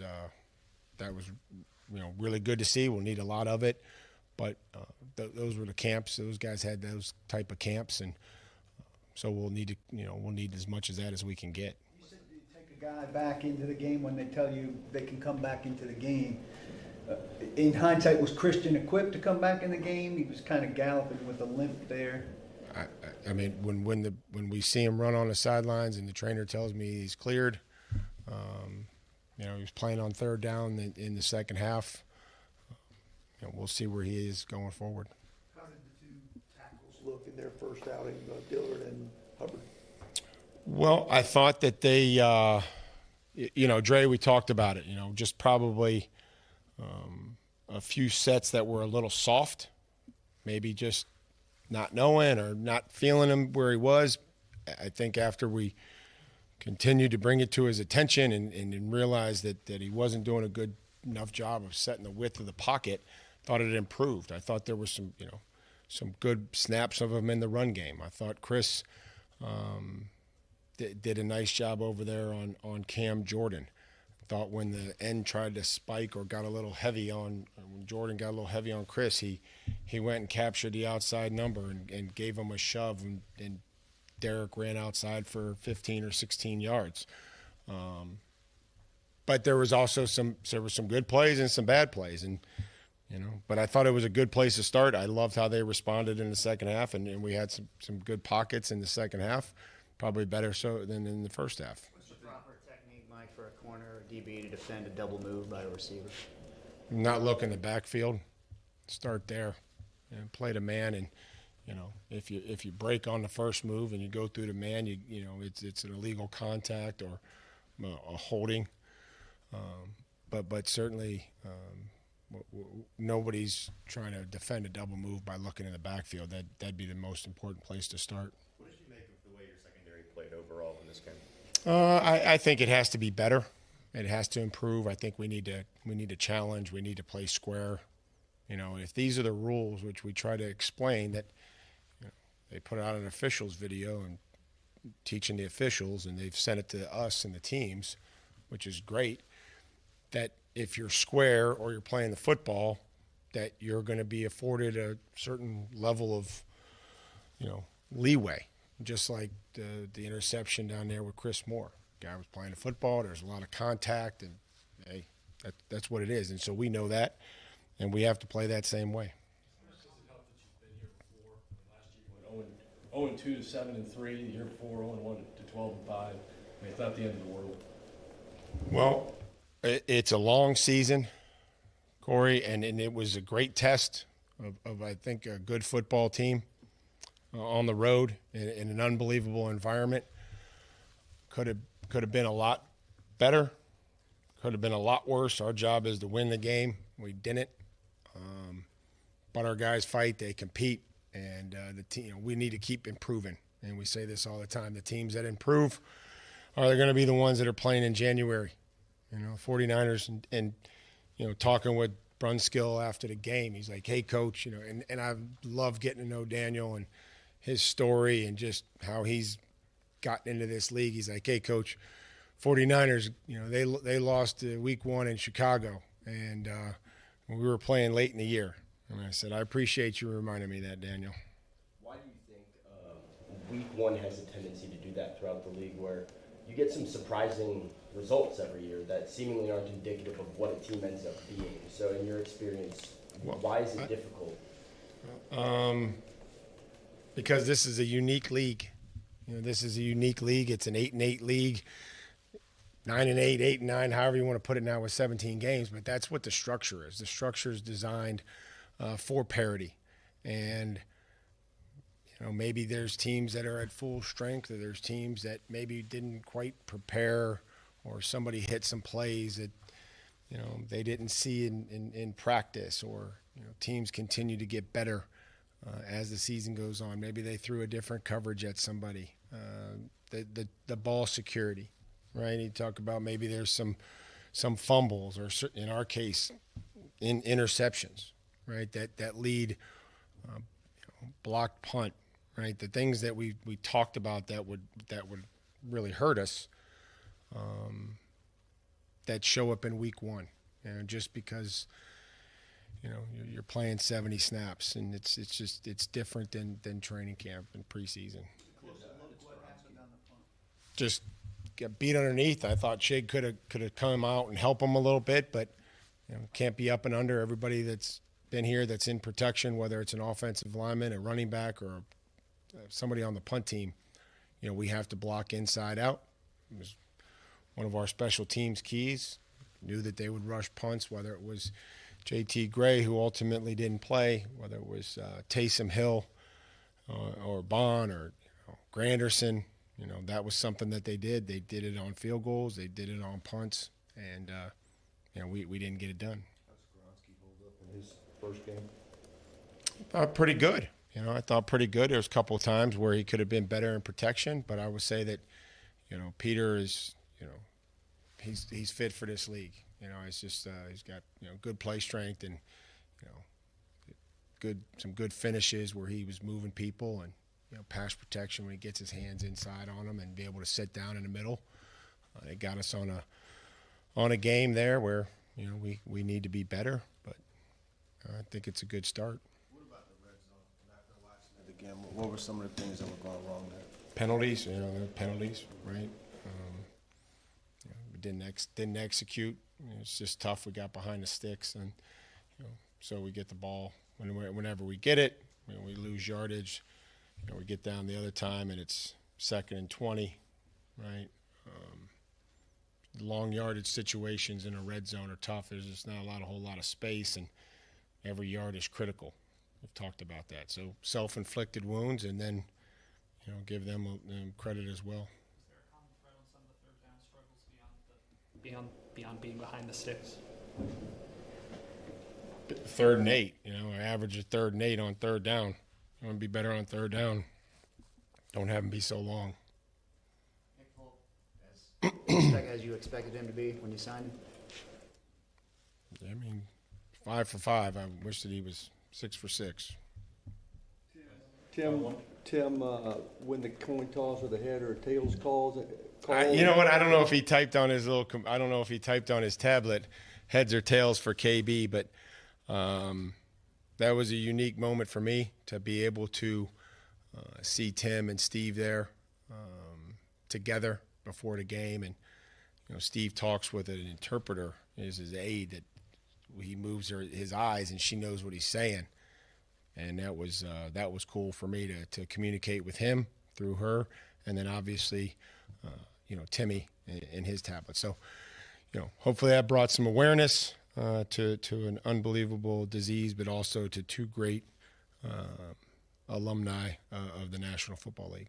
Would you say that the way things went with Henry in the fourth quarter, or just the second half, would you say that that's an outlier, like something that probably, yeah, I would, yeah. I mean, I don't think that those are something like we're going to need a Derek, and we're going to need everybody, and making sure that we get into a rhythm and that we figure out things that we can do consistently, and Derek will be a huge part of that. I can assure you. Thank you. Appreciate it, guys. Thanks, Mike. All right, there you go. That was Titans head coach Mike Vrabel. We will react to what Mike Vrabel had to say there coming up next. Caroline, Willy, and D-Mase is brought to you by Zen Sports. Start earning cash rewards on your bets today. Gambling problem? Call 1-800-889-9789. Terms and conditions apply. Must be 21 or older and in Tennessee to bet. All the big plays. And we are done. Vandy 24-21. All the big stories. I'm sure Vandy will be a much better team if Clark Lee is the coach. All in one place. We We are Nashville's best sports talk. 102.5 and 106.3. What a stop by UC Sarah. Then he wouldn't end up on my team. Driving his way to victory lane. I think that's the right strategy. The Game and the Game Nashville app. Well, other than the Titans losing, it's still a happy Monday, people. And you know what? I need to tell you about Zen Sports. And they always make sports betting better with cash rewards. Earn 3% cash back on your betting volume each month and an additional 5% cash back on your betting volume for the first 15 days on Zen Sports when using referral code CORNER, CORNER. And now also earn up to an additional $100 gift card to the Corner Pub when you make your first bet using referral code CORNER. This Sunday, Titans Zen Sports at the Corner Pub downtown, located on 5th Ave, right off of Broadway, to watch the NFL games, meet the team, and get some free delicious food. All you have to do is sign up using the code CORNER, and Zen Sports will also give you a gift card equal to double the amount on your first bet, up to $100. You will receive a gift card via email within 48 hours of making your first bet or when you arrive at the Corner Pub. Plus, you get to watch the game on the biggest LED screen in Nashville. Sounds like betting just got better. Gambling problems? Call 1-800-889-9789. Terms and conditions apply. Must be 21 years or older to bet here in Tennessee. It's time for Krebs Kubota Field Event, our biggest event of the year. Saturday, September 16th in Franklin. Don't miss the perfect opportunity to demo Kubota tractors, mowers, and more. Ask about our competitive financing options and receive a coupon for up to $250. Food and drinks will be provided. Come see us at our Kubota Field Event, Saturday, September 16th, 10 to 3 at Krebs Kubota, off-site at 2051 Wilson Pike in Franklin. To learn more and to register, go to KrebsKubota.com. Hi, this is Warren Moon, former quarterback for the Houston Oilers, 9-time Pro Bowler, and member of the Pro Football Hall of Fame. As a former player, I've always focused on my health. Did you know about 1 in every 3 people in the U.S. will have shingles in their lifetime? Shingles can cause nerve pain and can last for months or even years. As we get older, our risk of having shingles and its serious complications increases. Getting the shingles vaccine is the only way to prevent shingles. Join me and gear up against shingles. Tune in every Thursday to Robbie and Rex Road at 8:45 for winning plays for the weekend with the Fat Jack. The Fat Jack will share tips and responsible ways to bet to help you win this season. If you are ready to make some money, get signed up at fatjacksports.com. Vanderbilt Commodore fans, 102.5 and 106.3 The Game, along with 94.9 The Fan, is your new home for broadcast of games and the Commodore Hour on Monday evenings. Catch all the action for football, men's and women's basketball, and baseball all season long. Go Doors! Back in 1949, Dr. Houston began the tradition of treating athletes for common sports injuries. Today, the sports medicine physicians at Houston Clinic Orthopedics continue his legacy. Whether you play at school, in a league, on a professional team, or just enjoy being active, Houston Clinic Orthopedics physicians are there to help you stay in the game. Common sports injuries include tears, strains, sprains, and instabilities of the knee, shoulder, and ankle. Houston Clinic Orthopedics is located where you work and live. Visit tn.houston.com to book your appointment online. When experience matters, trust Houston Clinic Orthopedics.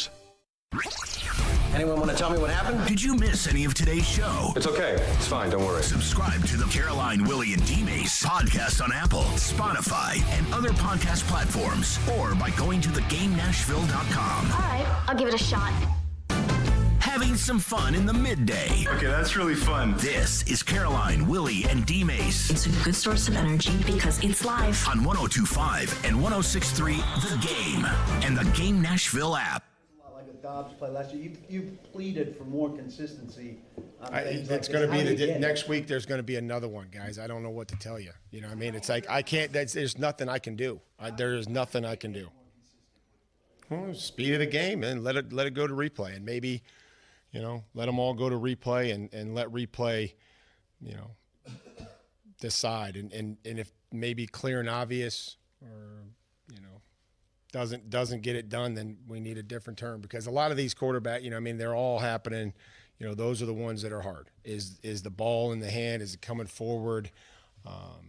And I can see where the conflict occurs. It's not why we lost the game. There go those Mike Vrabel up at the podium. Caroline, Willy, D-Mase. We're live out here at Vanderbilt Legends Golf Club at Brent Peterson's golf tournament benefiting the Predators Foundation. You can tell there because Mike Vrabel has to walk a very fine line, not getting in trouble by the league and totally eviscerating the referees. I think I could tell there how frustrated Mike Vrabel was with that non-fumble call when that pass from Derek Carr very clearly was a fumble. If Josh Dobbs was a fumble, that was a fumble. But D-Mase joins the fold. How we doing, D-Mase? Hey, we're doing well. Had a good morning golfing. Hit me a shot from 52 yards out, right in the hole. Oh, yes. Oh, it was a chip shot. That's I what we loved call a it. Nick Folk shot. Exactly. From 52 out. Oh, my goodness. It felt wonderful. Now I want to go back out there. Not today. But I wish the Titans could have felt the joy that I felt after hitting that hole. I wish they could have felt that yesterday. In regards to that, it was a fumble. I mean, everybody in the building realized it was a fumble. At least it should have been the Titans football. Yes. At least they should have had the opportunity because then that would have been 3 points off the board for the New Orleans Saints. But I just and maybe thought, 3 to 7 points for you. yeah, but I just thought that game was officiated all bad. From pass interference calls they didn't make to obviously the fumble to other calls that were sort of questionable calls or calls they didn't make. I don't think they officiated it as well as they could have. That's something Vrabel can't say, and neither can Dennis Allen say. But it's just like everything else. These guys are working their way back into it just like the players are working their way back into it. I truly think that Vrabel needs to rethink what he does for preseason. He really does. Especially, I don't know why he didn't change it this year. You got a bunch of new guys on this offense, and you only play the starting quarterback. You don't even play the starting receiver, one of them. You play the other one and don't throw the ball to him. But you play the starting quarterback 3 plays, and all 3 of them are running plays. Well, it didn't, and it showed in this game. It showed big time. Something that they game. will have to reassess next year. And I think a lot of teams, because all around the league, it was sloppy play. It was sloppy play in the first week. So it's a trade-off. Maybe you got a couple more guys healthy than would have been, but what's the trade-off? That's what every coach has to do. I think, though, listening to Mike Vrabel, he tried to stay as consistent as he was yesterday after the game. Right. I have a feeling there were some discussions, either last night or this morning, with some people at the league. And like you said, he's got to be very measured. And what I thought was interesting, he encouraged, and I hope they do it, the people that cover this team should contact the league and say, do you feel like you messed this up? In so many words. I can see in real time, if an official makes a mistake, even if he is taught, let it play out. Ball gets knocked out of the quarterback's hands, ball goes forward, let it play out. Then we'll go back and figure it out on replay. It's been in there long enough that they should know that by now. This is not the first year that this has been in there. No, you're right. This is about the 3rd or 4th year that they've been doing this. Let it play out. You, as an official in the NFL, you should know that. They didn't do that. Okay, go back and fix it on the replay. It is clear that ball was knocked out of his hands. It's not even close. So you screwed it up twice. Mike Vrabel, I thought, showed pretty good restraint, more than I would have, for sure.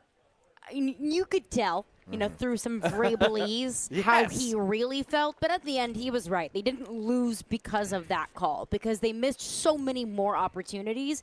But it would have been a completely different ball game had the referees made the right call. And I don't mean to say I told you so. But I was saying that Tannehill and D-Hop and that starting offense should play a little bit more in the preseason, and Willy was too. And, look, I heard Robbie and Joe talking about that this morning, and they said, well, we don't know if that would have made a difference. You're right. We don't know. But the last 3 years, the Titans have lost the season opener in really dramatic and heartbreaking fashion where, either Tannehill was off or the offense was off or the offensive line was off. And I don't know, maybe a little bit of work in the preseason could eliminate some of those mistakes. Maybe not. But if you've lost the season opener 3 years in a row, you think you might want to try something different since Tannehill hasn't thrown a single pass in any of the preseason games the last 3 years. It could make a difference. It might not, but that looked like a quarterback and that looked like an offense that was just off. And you don't have a lot of time to fix that. And we'll never know. Like Jonathan Hutton made the point today with Chase. The Steelers did play their guys a lot. They looked really good in the preseason, and they they didn't look laid very good. a big egg yesterday from the very start. So there is no foolproof answer on that, but it's a fair thing to bring up. Yep. 615-737-1025 is our phone number. We'll get back into your thoughts, your reaction on the Titans' loss at New Orleans. But I want to get D-Mase's evaluations of the receivers. Traylon Burks didn't get a single target in the first half. DeAndre Hopkins was the intended receiver on 2 of those interceptions. Where is that miscommunication coming from? D-Mase's evaluation of the receivers coming up next. Caroline, Willy, D-Mase. Hey, tune in for Nashville Sounds Baseball tomorrow at 5:35 p.m. on 94.9 The Fan. The Sounds take on the Charlotte Knights, AAA affiliate of the Chicago White Sox. Sounds Baseball on 94.9 The Fan, presented by Farm Bureau Health Plans and Family Leisure. He breaks down every game. The players are still going to be fine. And knows the ins and outs of the two-tone blue. They deal with their own position coaches. He is ESPN NFL Nation Titans reporter Turon Davenport. It's clear what he's doing. TD joins every Monday at 1, Thursdays at 3, Friday mornings at 8, and anytime on the Talkin' with TD podcast. I think that's really cool how he could show both sides. TD is on 102.5 and 106.3 The Game and the Game Nashville app. Hey, if you're looking to buy a new home, Loan Pronto wants you to know about the Dream Home Bridge Loan. Their program with the Dream Home Bridge Loan can help tap your equity so you can get the cash you need. You can make the clean offer on the new home that you are looking for, and you can have the essential cash to cover the down payment. That's the principle of the Dream Home Bridge Loan. With this amazing program, you can get the cash in just a matter of days. Very little paperwork. Usually no appraisal is needed. This is much more of a streamlined process than it used to be. So you can go after the house you want with no contingency. Then when your current house sells, the bridge loan completely disappears. It's a good system. It's working for people. You need to find out about it if you're looking for a home right now. Ask about the Dream Home Bridge Loan from Loan Pronto. 615-499-5780. That's 615-499-5780, or go to loanpronto.com. That's 615-499-5780. Equal housing lender, NMLS 166-1781, subject to lender approval, NMLS consumeraccess.org. Twin Peaks is the best in the game. Here, your favorite drafts are poured at a frosty 29 degrees, and rare barrel-aged whiskeys are served just the way you want them. It's bigger game days and bolder fight nights. I mean, where else can you find a scratch kitchen that always comes in clutch? Every day, from lunch to late night. Only at Twin Peaks, the #1 sports bar. Twin Peaks is always adding exciting cocktails to the menu, like the expertly balanced Sincoro Hall of Fame Margarita. Try it at your local lodge today. Blue Raider fans, your home for all the MTSU football and men's basketball action is on 93.3 Classic Hits and 95.1 Classic Hits in the borough. Catch the action all season long with Chip Walters on the call. Go Blue Raiders! This week's Nashville's best deals is the legendary Elliston Place Soda Shop. Elliston Place Soda Shop is 1 part soda shop, 1 part meat and 3, and 1 part old school diner that has been serving Nashville since 1939. Elliston Place Soda Shop is a true family tradition, serving up breakfast all dadgum day as well as hand-dipped, hand-spun milkshakes the old school way. Get half off a $20 gift card to Elliston Place Soda Shop now at thegamenashville.com/deals while they last. Meet Bruce. Hey there. He's a busy soccer dad who's trying hard to learn the game. Go for the end zone. Whoops. Luckily, other things come easy, like banking with Chase. On a tip from his banker, he set up AutoSave in the Chase mobile app. So what are you saving for, Bruce? Father-daughter soccer camp. Smart bankers, convenient tools, one bank with the power of both. Visit chase.com/checking. Chase, make more of what's yours. AutoSave requires a Chase checking and savings account. Chase mobile app is available for select mobile devices. Message and data rates may apply. JP Morgan Chase Bank, N.A. member FDIC.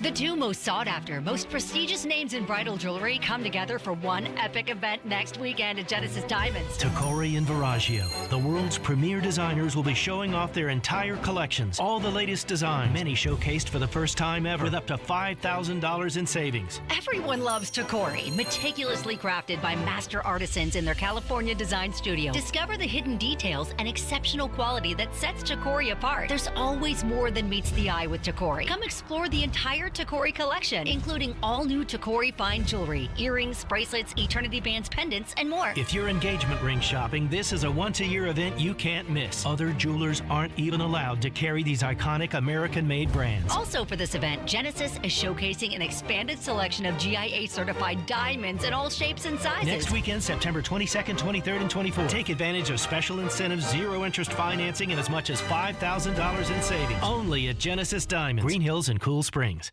Nashville Sounds Baseball lives on 94.9 The Fan. Catch every pitch.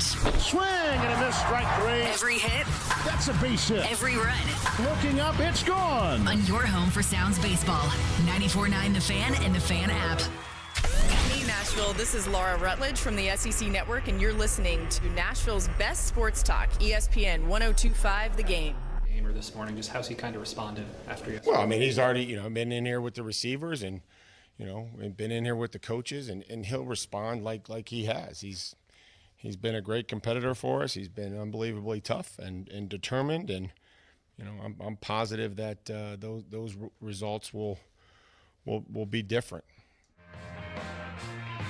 That was Ryan Tannehill on Traylon Burks in his performance yesterday. Caroline, Willy, D-Mase. We're live out here at Vanderbilt Legends Golf Course. Brent Peterson's golf tournament is today, benefiting the Predators Foundation.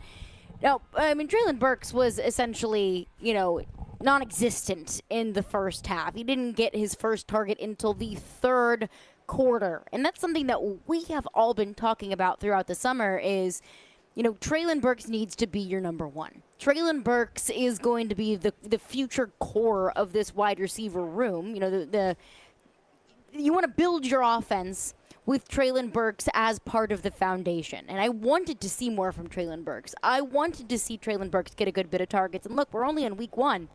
But D-Mase, what was your evaluation? Well, I want to get into D-Hop too.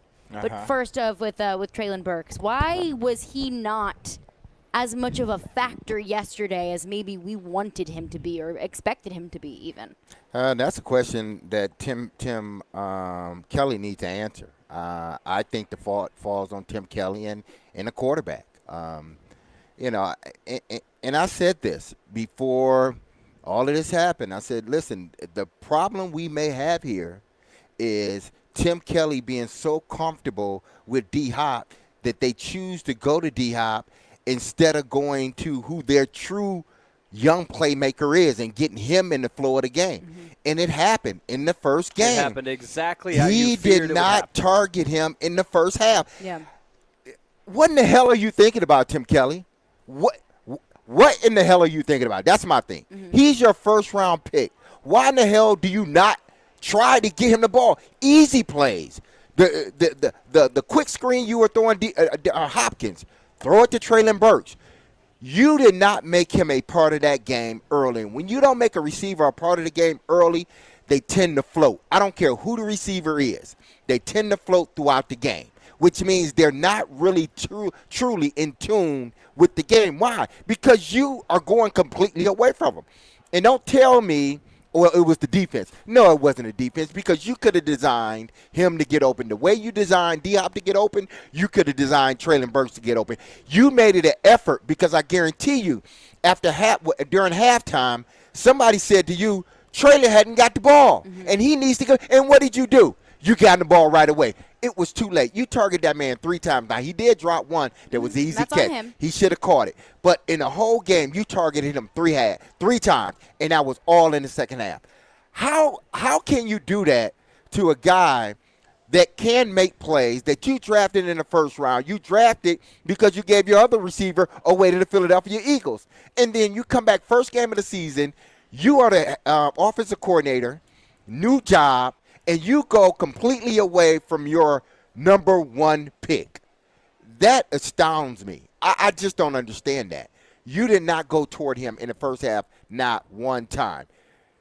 The problem that this team is going to have, as good as D-Hop is, catching the ball, he only averaged 8 yards a catch, 8 or 9 yards a catch. You know how many yards they average passing?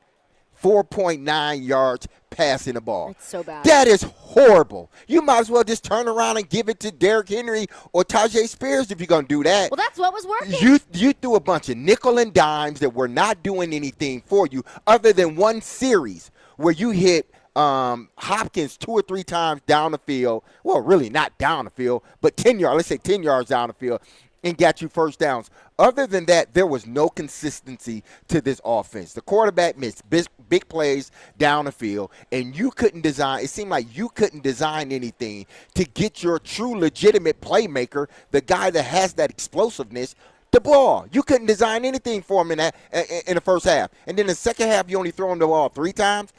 That's inexcusable. Totally inexcusable. Do you think, D-Mase, there was a little bit, because we broke all these numbers down about DeAndre Hopkins last year, 79th or whatever he ranked, right, in efficiency. Yards per catch down, and a lot of it was justified with he was playing with backup quarterbacks in there. But I thought that they almost went overboard to try to invest early in him. Let's make sure he feels good, that he feels good about his decision to be here, that Ryan Tannehill's mentality is, I'm going to give him a chance to make some plays. He's a star in this league. I want to build that trust. But it backfired because they tried to force it to him at the expense of not going to some other guys that we think can be good. But you texted during the game to our little text chain that we observe, we give our observations. You said they have forced it to him a few times. And it cost them 2 interceptions, right? It was worst case scenario. It's not like they forced it and you had incomplete. But do you think that their mindset was almost too much towards going with the old pro? Well, I think it's Tim Kelly, but then because Tim Kelly feels so comfortable with D-Hop, it trickles down to Ryan Tannehill. And then in Ryan Tannehill's mind, I gotta go to him. I have to go to him. Why? Because he's the proven commodity out there. And he wasn't open for some of these. He wasn't open a lot of times, but they still forced the ball. Listen, D-Hop is going to catch the ball a lot. If you target him, let's say if you target him 10 times, he's going to catch at least 7. Okay?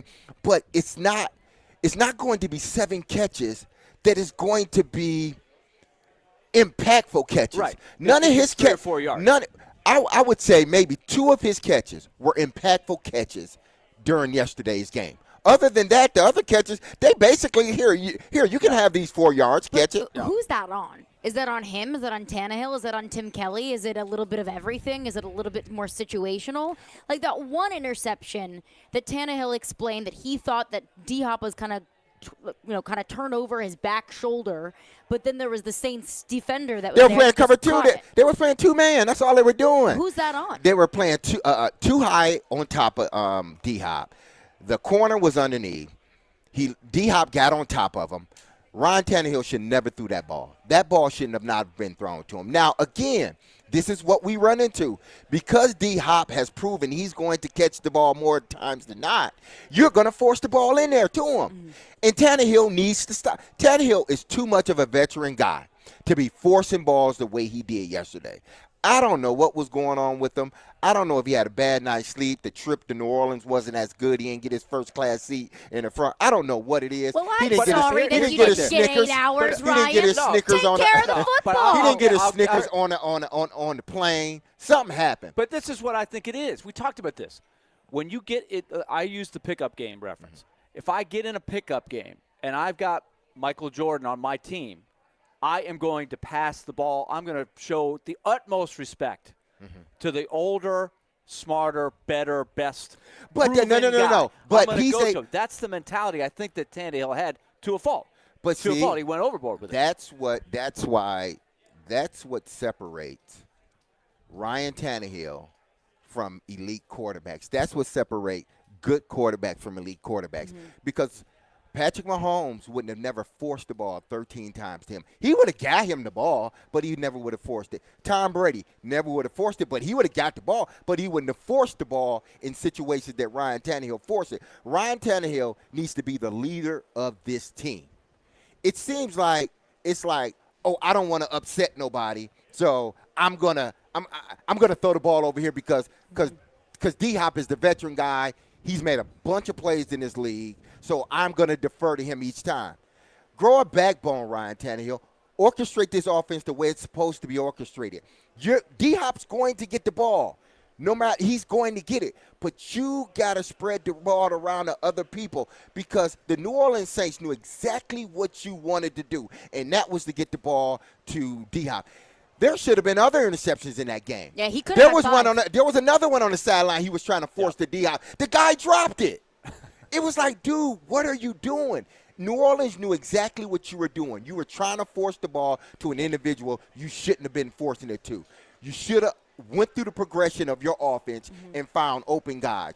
He was so hell-bent on getting D-Hop the ball. Listen, D-Hop is going to get his catches. But the minute you start forcing things, it takes everybody else out of the flow of the offense. And he did it too much this past game. We'll continue the conversation coming up next because it wasn't just about Tannehill's interceptions, because those are a massive part of the story.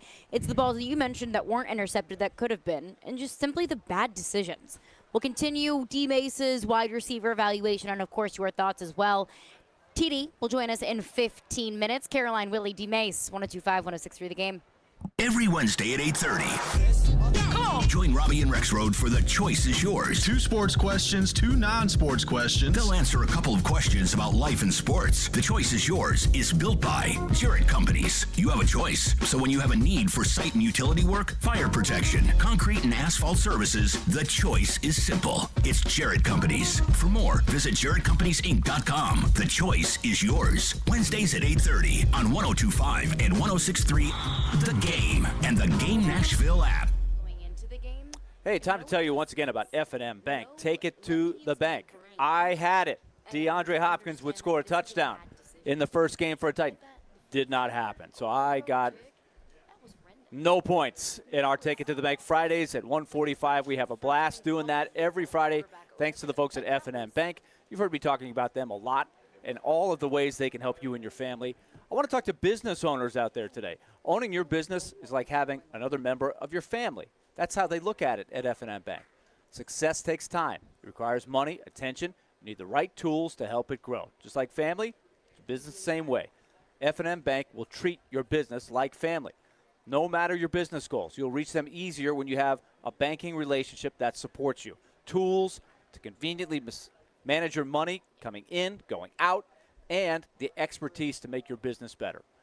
Bank your business at F&M Bank. Find out more by finding the nearest location to you. There's 20 in our listening area.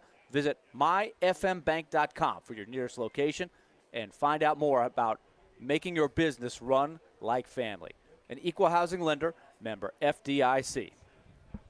Nashville, we have an important decision to make on September 14th. We can elect a mayor who's even more progressive than the liberals ruining Nashville for decades, or we can elect a mayor who understands that Nashville needs a new direction. Our failing schools, our massive tax hike, out-of-control crime, and excessive spending has got to stop. If not, we'll end up like all those progressive cities that are now total disasters. If you don't vote, we can't win. Vote Alice Rowley for mayor today. Paid for by Save Nashville. Tom Landry, Treasurer.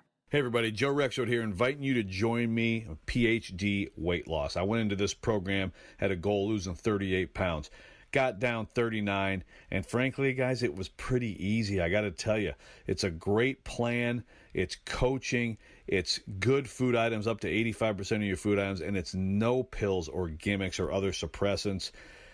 It's a plan that makes sense, and it's a plan that busts a plateau. Anybody who's tried to get into weight loss programs, you get into it for a while, maybe it works for a while, then eventually you kind of lose interest, move on to something else. PhD Weight Loss busts that plateau. Again, weekly coaching. Rachel did a fantastic job with me. A program that is designed for you and is also tweaked for you as you go.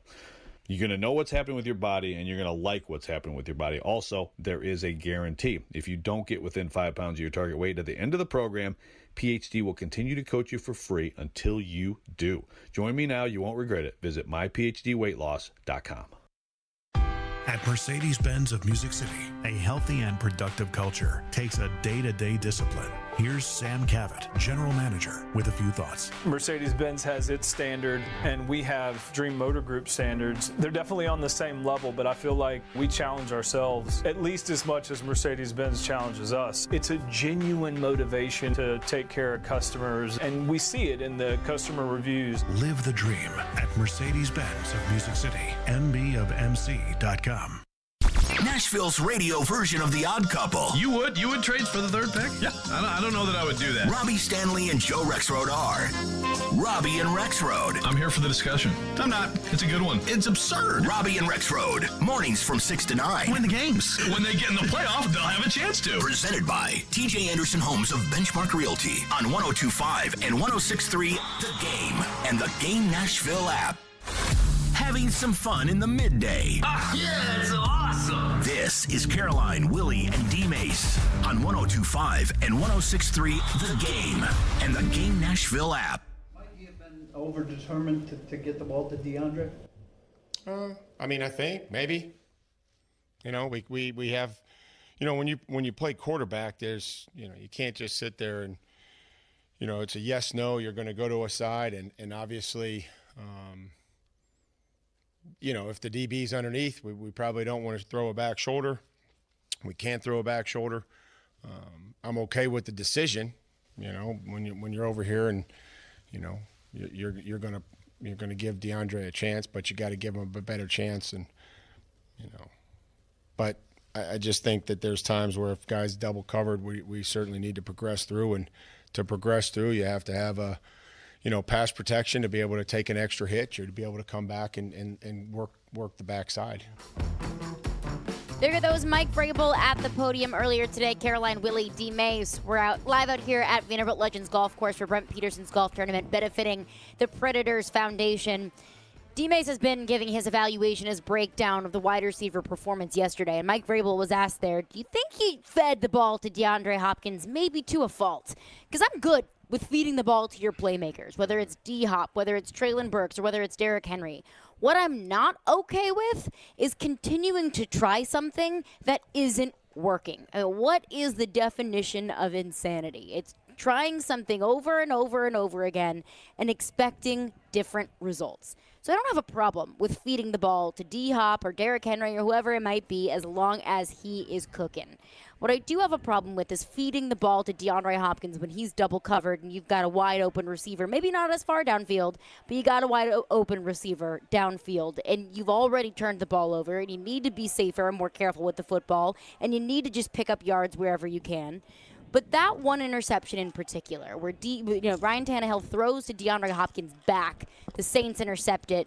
Ryan Tannehill thought that that D-Hop was kind of going to curl back around and come over his back shoulder. Just continuing to break that down, is that a chemistry thing that can be improved upon throughout the season? Is that an offensive scheme issue? Is that a Tim Kelly thing? It shouldn't have been thrown. The ball shouldn't have been thrown at all. I mean, it was two-man at least. So that's take us through it. Two-man, well, what does that mean? Two-man is the corner on the receiver. He's playing man-to-man, but he knows that he has help over the top. So when the wide receiver is lined up, the DB is typically going to be inside of the receiver, and he's playing everything underneath. So you could take a release. He's going to let you get up the field. He's going to let you get on top of him, because his thing is to protect everything underneath, because he has help over the top from the safety. The minute Ryan Tannehill saw that it was two-man, and that guy was underneath him with that safety over the top, he should have never thrown that ball. That was not a throw. That was not a ball that you throw. I know what Vrabel says, giving him, targeting your playmakers and targeting D-Hop. No, Vrabel, call it like it is, man. Listen, do not force the ball. And I don't care who it is. Don't force the ball in there, especially when you see the corner underneath the guy looking at the ball. You just don't force a play, because now on television it looks as if it was the receiver's fault. No, it was the quarterback's fault, because the quarterback should have never thrown it. The receiver read it right. It was cover two man. There was nothing he can do. He just stayed on top of him.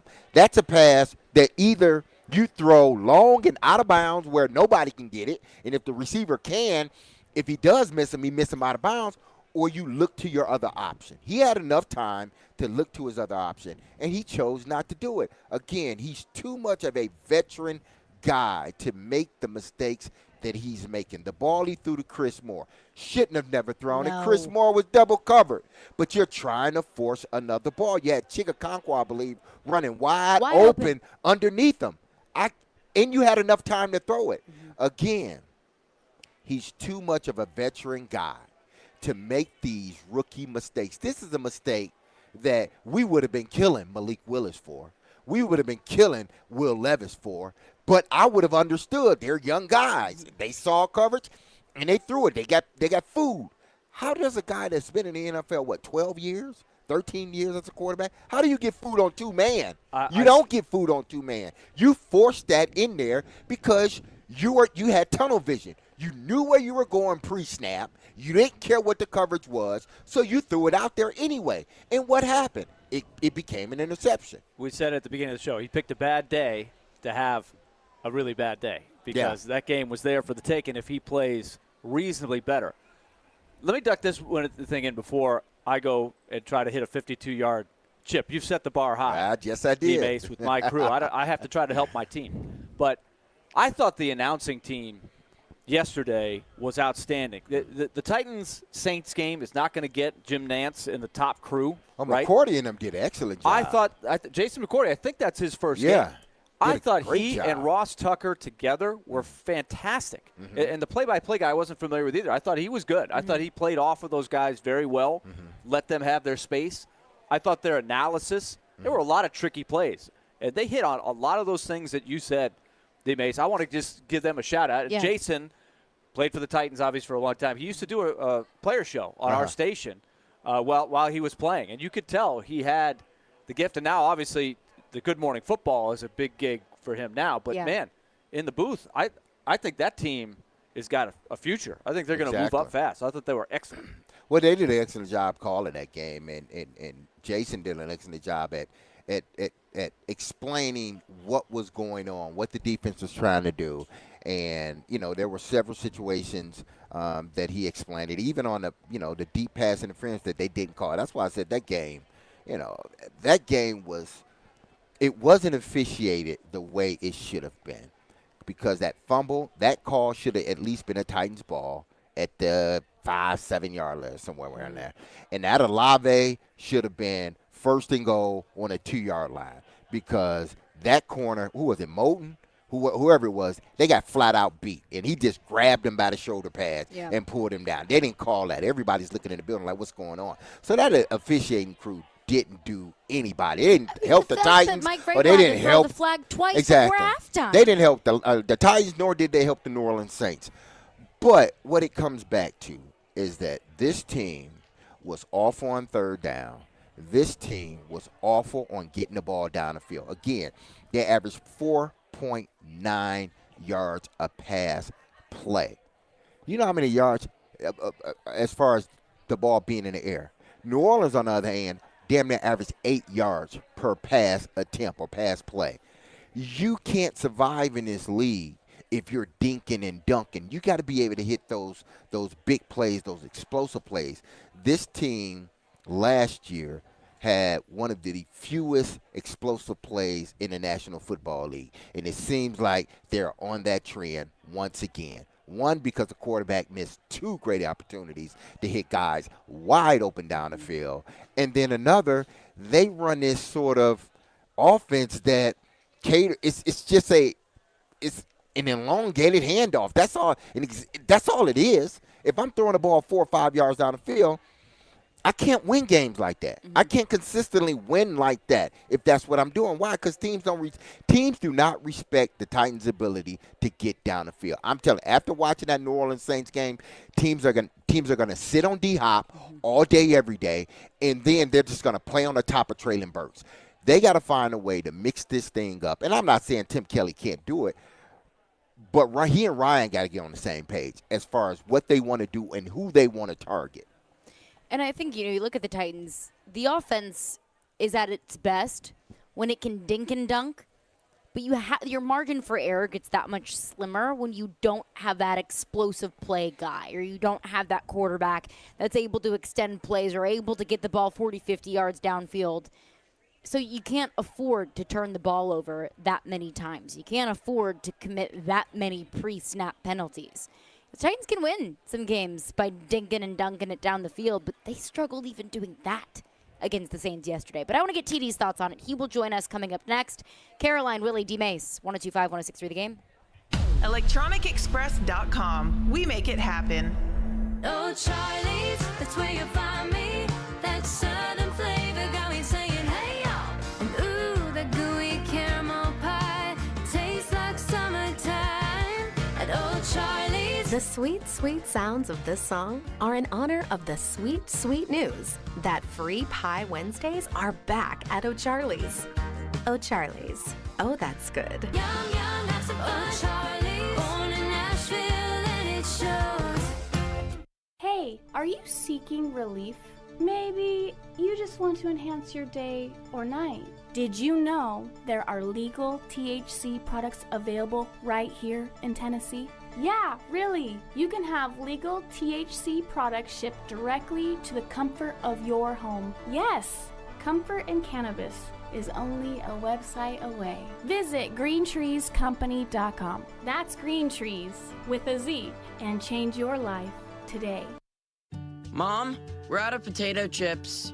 Teenagers, they'll eat you out of house and home, kind of like health insurance, which can take a big bite out of the family budget. Fortunately, with Farm Bureau Health Plan's Core Choice coverage, we can save $3,600 a year compared to the leading competitor. And we've got better coverage with a lower premium, lower deductible, free telehealth visits, and access to one of the largest networks available. Can we order pizza? Visit FBHP.com or your local Farm Bureau office today. It's time to let your voice be heard. Nashville is headed to a runoff in the mayoral race on Thursday, September 14th. Stand up and be counted. Cromwell Media reminds you to get out and vote for the future of our city. Nashville Sounds Baseball lives on 94.9 The Fan. Catch every pitch. Swing and a miss, strike three. Every hit. That's a base hit. Every run. Looking up, it's gone. On your home for Sounds Baseball. 94.9 The Fan and The Fan app. Now, your Game Center update. This is Nick Frazier with your Game Center update. This weekend in college football, the Tennessee Volunteers beat Austin Peay 30-13. Quarterback Joe Milton threw for a touchdown and rushed for a touchdown. Their next game is in Gainesville, Florida, against the Florida Gators. The MTSU Blue Raiders fell short of an upset win at Missouri on Saturday by a score of 23-19. The Blue Raiders' next game is at home versus Murray State, and other college football games in the Mid-State involving the Vanderbilt Commodores, who didn't get the win on the road against Wake Forest. But standout wide receiver for the Commodores this season, Will Shepard, has had 2 touchdowns in every game this season. The Commodores' next game is at UNLV. Tune in tomorrow to 94.9 The Fan as the Nashville Sounds go on the road to take on the Charlotte Knights, the AAA affiliate of the Chicago White Sox. You're listening to 102.5 and 106.3 The Game. For more, follow us on Twitter at 1025 The Game or visit thegamenashville.com.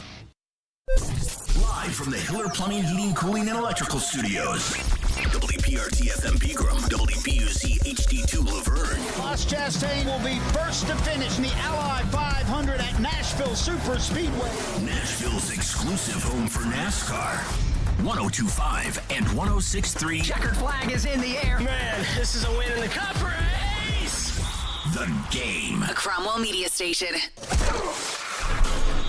Covering your teams and the news of the day. Ladies and gentlemen, this is Caroline, Willy, and D-Mase. Who is pleasant to listen to. With Caroline Fenton, Willy Donick, and former NFL wide receiver Derek Mason. You are hands down my favorite radio personalities of all time. On 1025 and 1063 The Game and the Game Nashville app. With no further ado, Caroline, Willy, D-Mase, 1025, 1063 The Game and the Game Nashville app. We're live from the Hiller Plumbing, Heating, Cooling, and Electrical Game Studios, and we are streaming live on Twitch, Twitter, YouTube, and Facebook Live every single day. Our video streaming is brought to you by Superbook. Download their app today and use promo code THEGAME. We're live out here at Vanderbilt Legends Golf Club at Brent Peterson's golf tournament benefiting the Predators Foundation. It is a beautiful day to be out here. But it was not such a beautiful day for the Tennessee Titans yesterday, falling to the New Orleans Saints in New Orleans 16-15. Ryan Tannehill with just a brutal outing against the Saints yesterday. 16 for 34, 198 yards passing, 0 touchdowns, and 3 interceptions. Just an absolutely rough day for Tannehill, this Titans offense as a whole. But joining us now to break it all down is TD Teron Davenport. TD, appreciate you for joining us. Hope you enjoyed your trip to New Orleans maybe a little bit more than the Tennessee Titans did.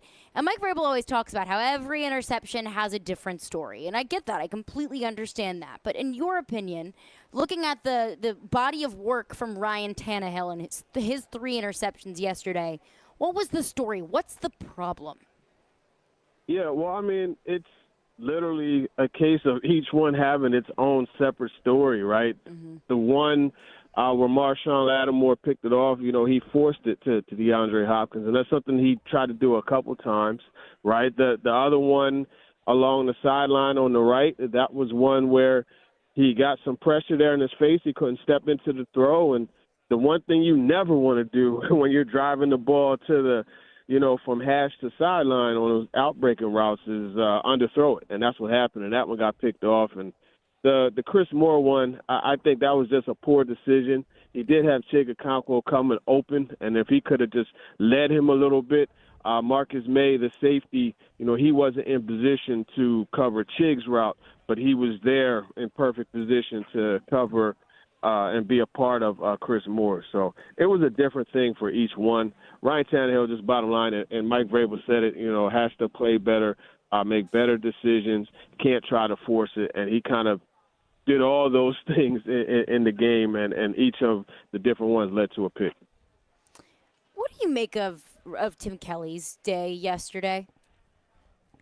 Here's the thing, right? It's a new scheme. I'm not giving it a pass or anything like that, but what I will say is, look, it's not always going to come together immediately.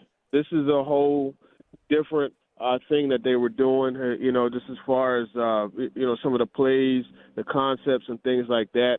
But at the same time, I think, and I'm not going to put it just on Tim Kelly, and that's why I asked Mike Vrabel about how they go about the substitutions, because there were times where I thought Derrick Henry should have been on the field and should have been used. And, I mean, it's tough when he doesn't get the football but, 5 times in the second half, and the game is close. It makes you wonder, So that's something. I will say this, though. There were a few, and Jared has referred to it, where he wants to see those plays where a guy is so wide open, and you're like, how the heck did that happen? And there were a few of those that happened, and 2 of those, Ryan Tannehill wasn't able to get the ball to the guys who should have been able to make the play.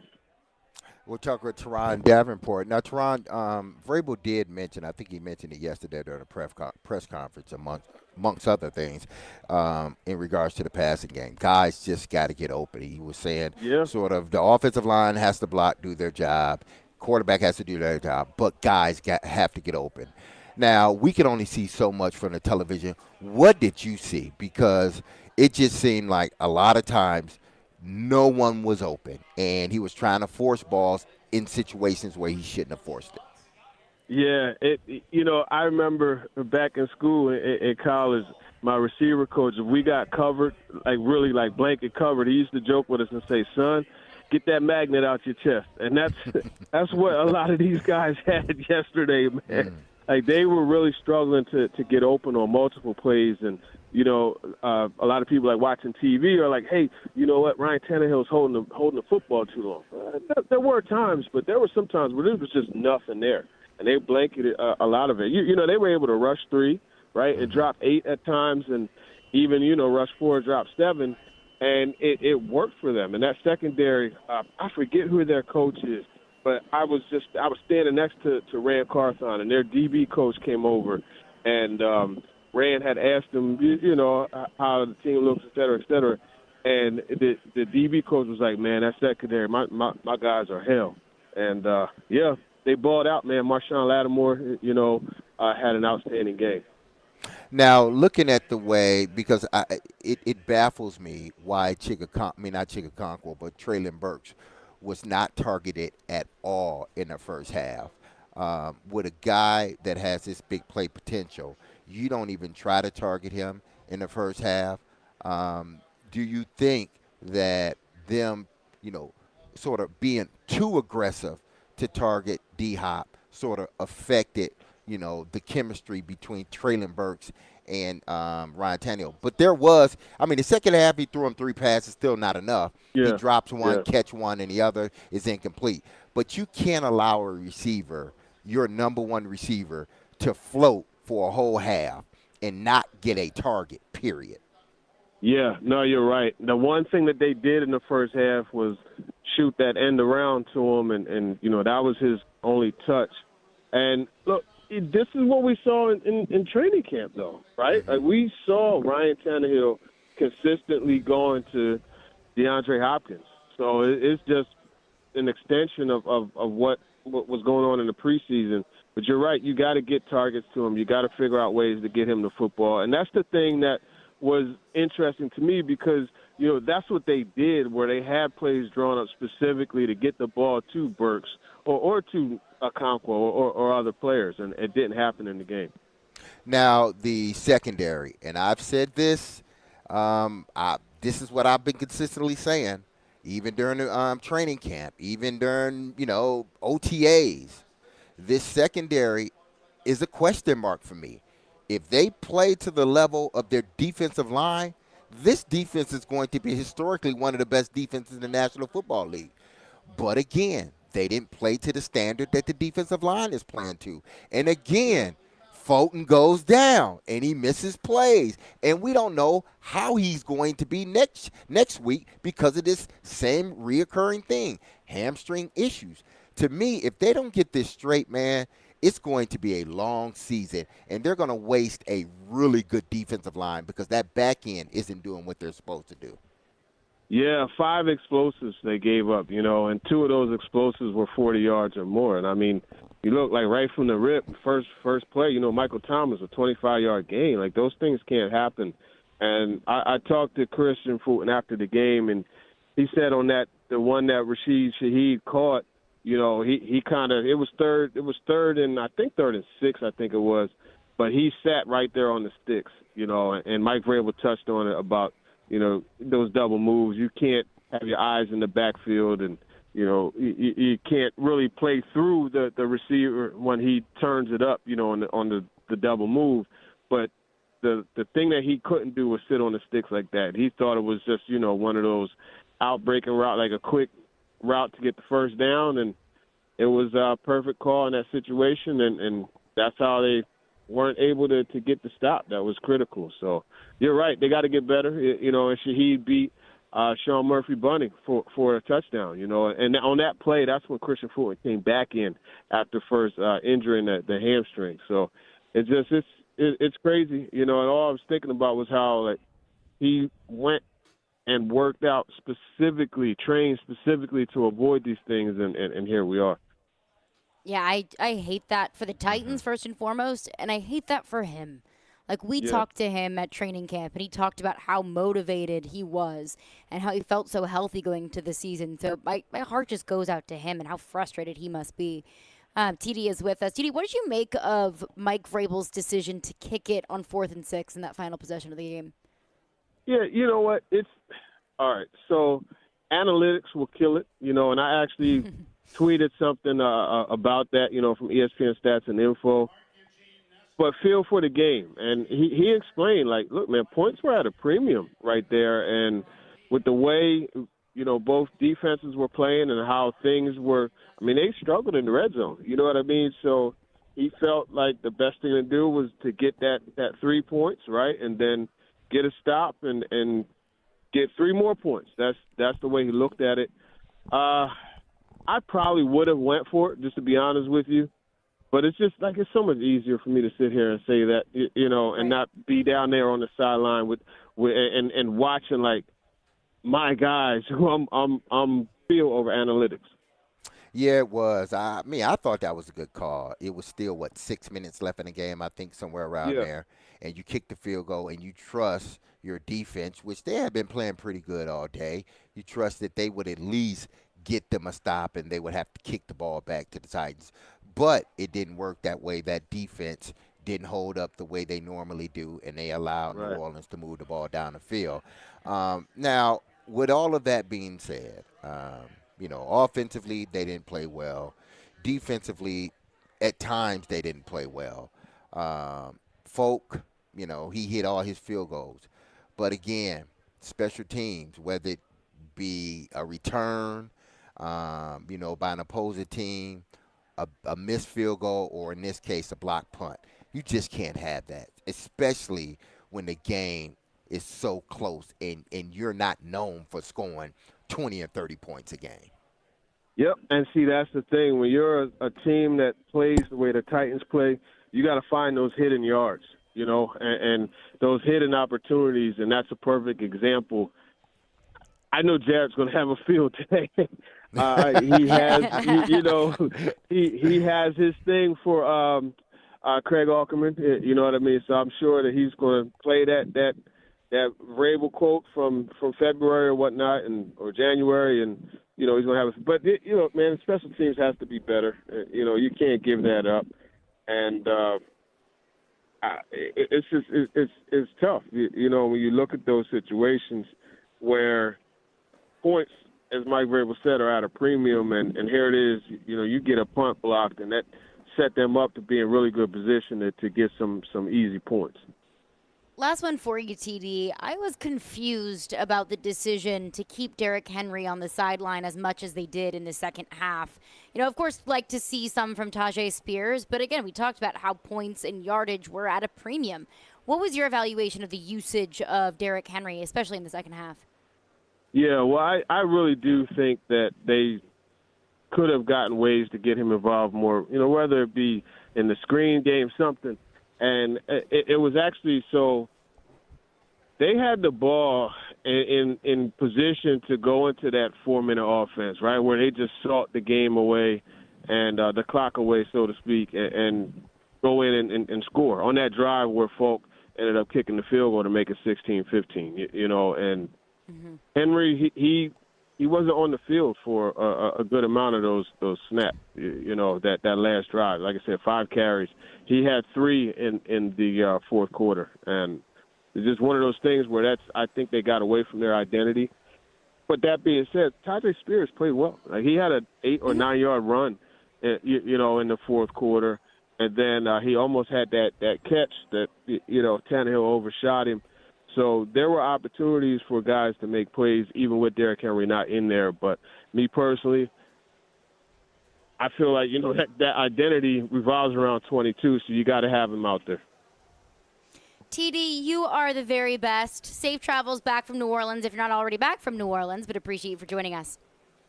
Yeah, for sure. I'm here. I'm at the facility now. We just got done with Aziz Alshire and Brunskill and Mike Vrabel, so appreciate Grind it. Never stops for you, TD. Appreciate your time.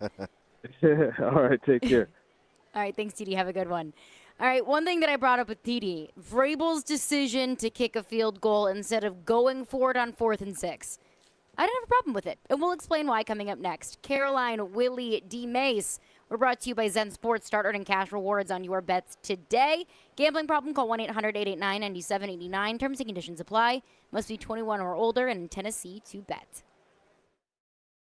The big plays. Rebound, try out in front, and Saros covers it up. All the big stories. Andrew Burnett reportedly hired as the next head coach of the Predators. All in one place. We are Nashville's best sports talk. 102.5 and 106.3. Checkered flag is in the air. Comparing goalies to running backs. 46-27 Vanderbilt. Does this group of players need more? The Game and the Game Nashville app. Caroline Fenton here from my friends over at Black Tie Moving. When you choose Black Tie Moving, you're going to get a highly awarded Inc. 500 company, and they will roll out the red carpet for you on the day of your move. And literally, they roll out the red carpet, but also figuratively as well, because I felt like I was being treated like a princess on the day of my move. Moving is not fun. We've all done it. We all know it stinks. It's time consuming. It is hard. It kind of uproots your life for a little bit. And I did not have fun packing. I will tell you what. But once my moving day came and once Black Tie Moving arrived, it was like all of the stress and anxiety of moving just was lifted off my shoulders.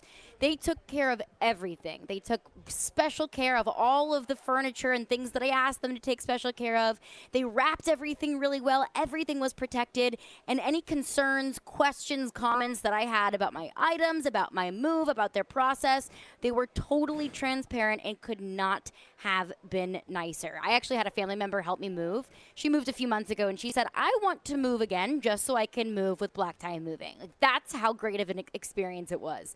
So you can visit blacktiemoving.com or call 615-437-8401. That's 615-437-8401. Be sure to mention the promo code GAME, G-A-M-E, to score 10% off your next move. And then sit back and enjoy the best move of your life. We got a good thing growing at the Nashville Fair.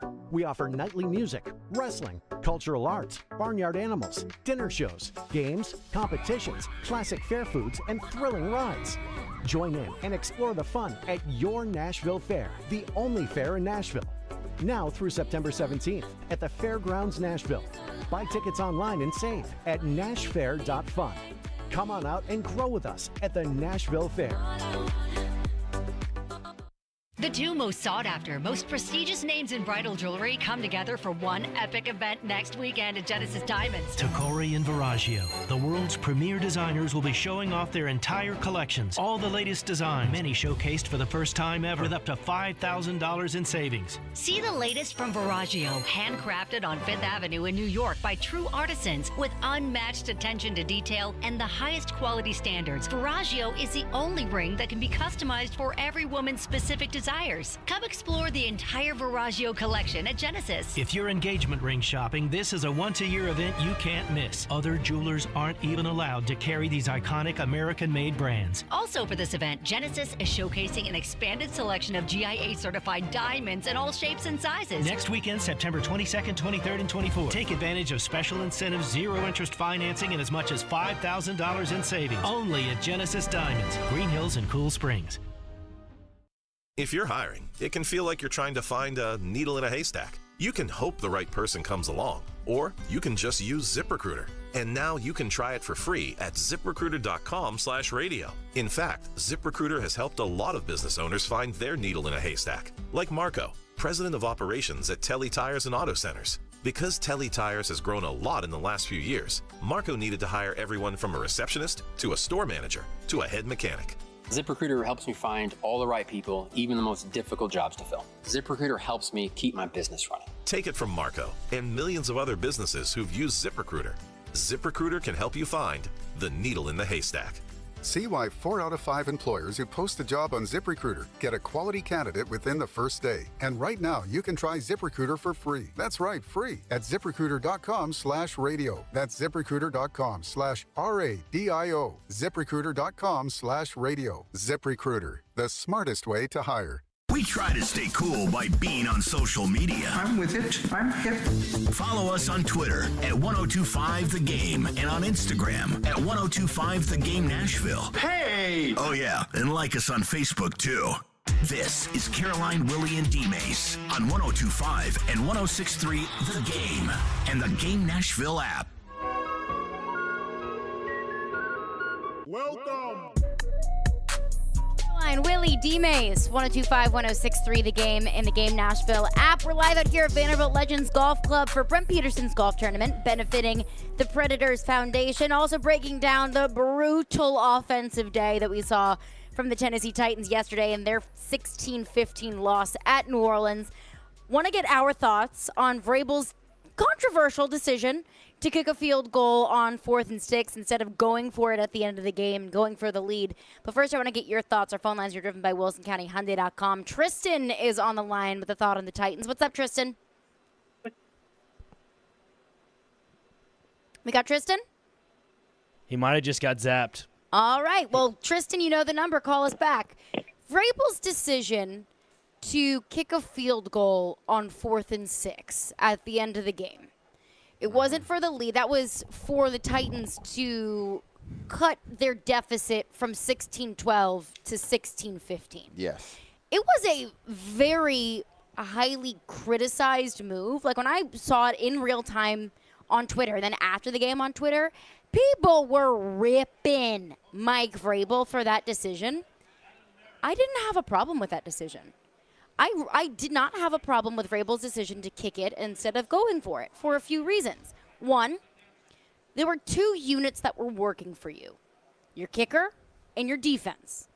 So why put the game in the hands of the one unit that wasn't working for you? And it's the offense. I mean, the offense was 2 for 12 on 3rd down. What makes you think they're going to be able to convert? I mean, I get it. I understand the idea that you're not going to win a whole lot of games in the National Football League just by kicking field goals. You're also not going to win a whole lot of games in the National Football League by turning the ball over 3 times. So I thought that it was a feel thing. I thought that Mike Vrabel had a grasp for the game, that the offense was struggling to move the ball downfield, especially in the red zone. Points were paramount. So I did not disagree with the decision to go ahead, make the safe call, get the points where you can, hope that the defense can come up with some stops, hope the offense can march down the field and get you back into field goal range, and then kick it to win. I didn't have a problem with it. I didn't have a problem with the call either. They went down. Their defense, our offense at the time was, I think, 0 for 3, or at the time, it might have been 0 for 3 in red zone. So their red zone offense wasn't good. The only thing it seemed that was clicking for him is the field goal kicker. Yeah. And he did an excellent job at when he got an opportunity to make a field goal, he made it. But you gave the ball back to a defense that you believe in. Mm-hmm. It was 2 minutes and 17 seconds left. You got them to 3rd and 6. This was your opportunity to make a stop. And what happened? That suspect secondary gave up a 41-yard pass down the sideline. Yep. I don't know what the hell Fulton was looking at. I really don't. That's your guy. Did you think you had help over the top? Because Rashid was open. He was wide open. Hell of a catch by him to keep his feet in bounds. But he played to the strength of his team, which was his defense. And for all intents and purposes, you have them right in a position where you want them, 3rd and 6. You had a penalty on that play previously, 2 plays earlier. He hit Michael Thomas to get some of it back. But you had an opportunity to make them kick the ball to you with probably just under 2 minutes left. And the one position on your team that has been either hurt or suspect gave up a big play, and that is your secondary. Yeah. So I don't fault him for kicking a field goal. Like you said, this was a close game. Points were at a premium. You take the 3 points because there's nothing saying that you're going to score. Yeah. You were already 0-3 in the red zone. You look bad as an offensive unit, So take the 3 points and play defense. You had them in a position where you can get a stop and get the ball back with a little bit less than 2 minutes. Your defense, I'm not going to say your defense, your secondary didn't make the play they needed to make. So I don't Vrabel for kicking a field goal at that particular time. It's really easy to criticize someone for something that didn't work. Exactly. And just because it didn't work doesn't mean it was the wrong decision. It's easy to look back in retrospect and say, well, this would have been a better move. But really, if the Titans would have gone for it on 4th and 6 and didn't get it, I think that whole crowd that's critiquing Mike Vrabel for that decision would be critiquing him for saying, well, why would you go for it on 4th and 6 when the offense has been struggling all day long, especially in the red zone? So you're damned if you do, and you're damned if you don't. Mike Vrabel went ahead and got the easy points and trusted his defense and trusted his kicker that was nails all day long. No problem with it. I don't have an issue with it whatsoever. Even though it didn't work, I didn't have a problem with it. It was 3rd and 6, on New Orleans. New Orleans were on their own 33-yard line. So the defense up until that point was doing their job. Yep. It was the secondary that let the defense down once again. Arden Key had himself a day. Jeffrey Simmons had himself a day. Danico Autry had a day. Harold Landry, I think maybe was expected that he was going to come along slow, and we probably saw that. But yeah, the secondary, it's an issue. And the injuries to the secondary are also a point of concern. Christian Fulton, we talked to Christian Fulton preseason, and he talked about how much better he felt, how he felt healthy, that this was the first time in his career that he's going into the season fully healthy. And what is it again? Plagued by hamstrings. I've never heard just like a back injury, I've never heard anybody that said, I used to have hamstring issues, now I don't. That's like somebody saying, I used to have a bad back, but now I don't. No, you still got a bad back. I mean, you may not do the things you used to do, and it may not hurt as much, but your back still bothers you. Just like your hamstring. You see what's happening in the Cooper Cup. They had to put him on IR because his hamstring issues, and he's going to see a specialist.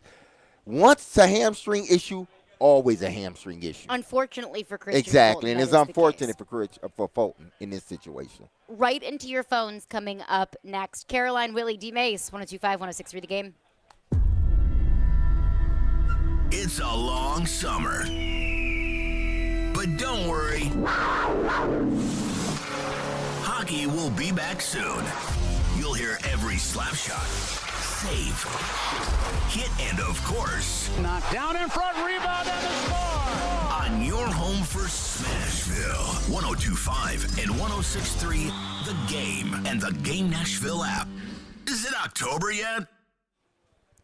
Caroline Fenton here for our friends over at Superbook Sports. Why bet with the big boys this football season?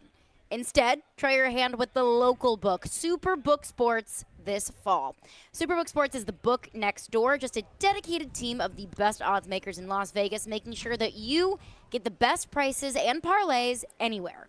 And now Superbook will give you a bonus of up to $250 when you sign up and wager on the same day and use the promo code Caroline. My name, Caroline. So bet with the best and use promo code Caroline this football season with Superbook Sports. Visit superbook.com for terms and conditions. Gambling problem? Call 1-800-GAMBLER.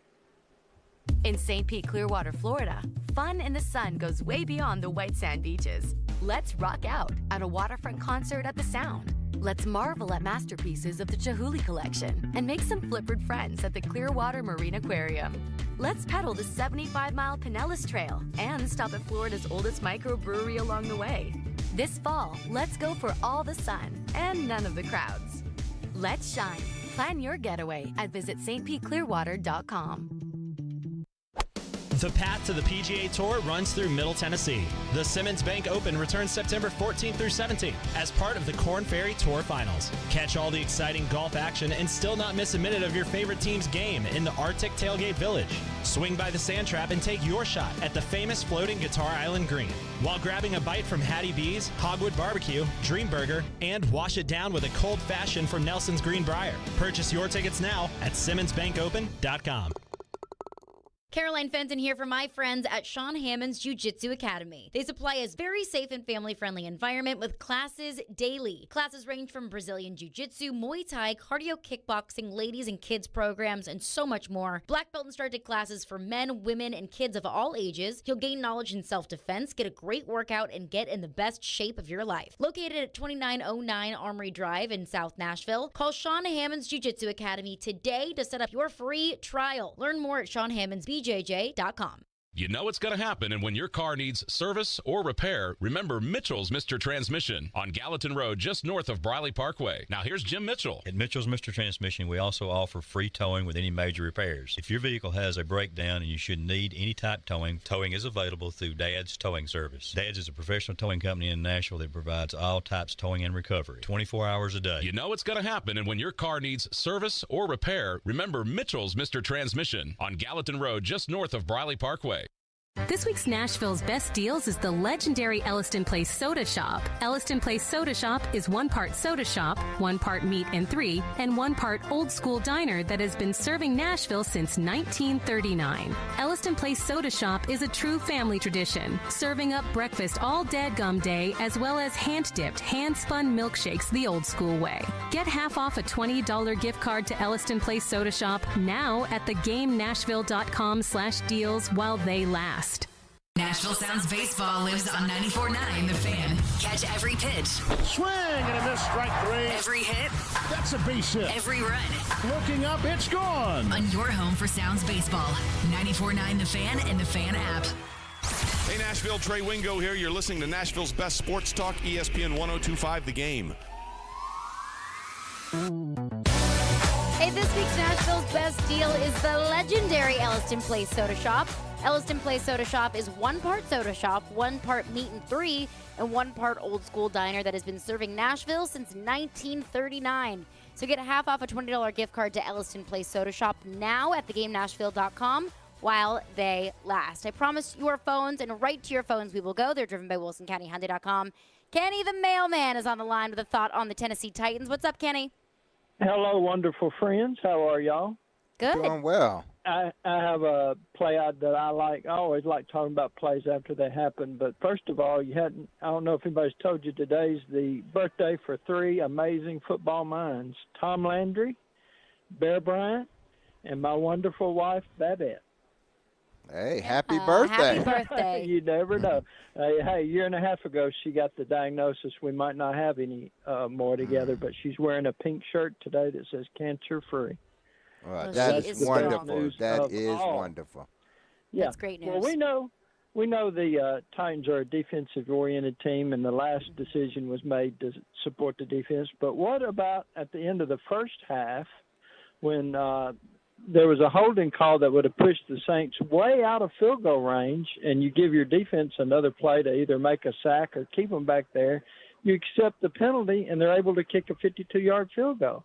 That's 3 points in a game where 3 points are really, really big. Did y'all notice that at the time?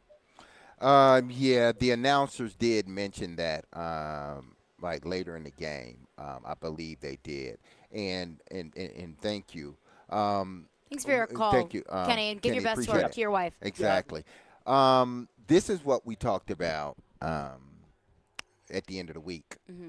And Jared and I and Chris mentioned it on our pregame show yesterday. Award-winning pregame show? Award-winning pregame show, Yep. Absolutely.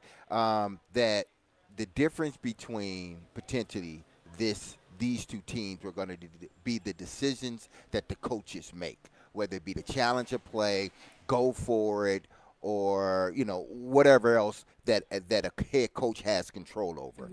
Well, we saw him challenge a play, which it worked in his favor. And also, that was, I think, a fairly obvious call. Exactly, it was an obvious call. Yeah. They should have. I mean, everybody in the world saw that one. But then he challenged the second one, which should have been another challenge that he won. But obviously, he lost it. That decision not to accept the holding call and to push them back, I was a little bit confused by that, by why he did he not trust his defense that they were going to stop the Saints? Because I think it was a 5-yard penalty, and it would end up being like 3rd and 11, somewhere around there. Did he not trust his defense, or did he not think that the kicker would make the kick? I was kind of, thrown off by why he didn't accept the penalty. I did not understand that and could not for the life of me rationalize what he was thinking, because I don't think that we can say, yep, I think that the decision to kick the field goal on 4th and 6 in the fourth quarter was the right one because he had trust in the defense. And then all of a sudden say, but no, he didn't have trust in the defense at that Yeah, that's time. what I'm trying to figure out why. Make any Exactly. sense. It doesn't make sense to me. And he was asked about it earlier today in his press conference earlier today, and he said, rookie kicker, 52-yard kick. I was like, really? You were putting all of your eggs in a basket of a rookie kicker missing a kick? I guess so. Strange. And I'm glad that Kenny the Mailman brought that up because that's on us for not bringing that up, that questionable decision. I didn't get that. Frankly, I did not understand. I thought they would take the penalty, put them in a 3rd and long situation, play the sticks or rely on your defensive front to get to the quarterback. Now, listen, he may have been watching what we were watching, and I'm sure he was. He didn't trust his secondary. As much as he probably trusts his defensive line, he didn't trust his secondary that they were going to get a stop. Whole lot of units you don't have trust in. Yep. That's concerning. But along the same lines, Jake texts into our text line, says, when does Vrabel's genius get questioned? When does an 8-game skid not lie at the feet of a head coach? His reputation doesn't match the results, and he's not even the best coach in the division. So, look, I can't look at that 7-game losing streak at the end of last season and put that on Mike Vrabel. Because you fire the general manager, you have your offensive coordinator DUI issues, your starting quarterback is hurt, your star running back is out for one of those games. You have a quarterback in 2 of those games that got picked up off the team off the side of the road and had to learn the offense in 4 days.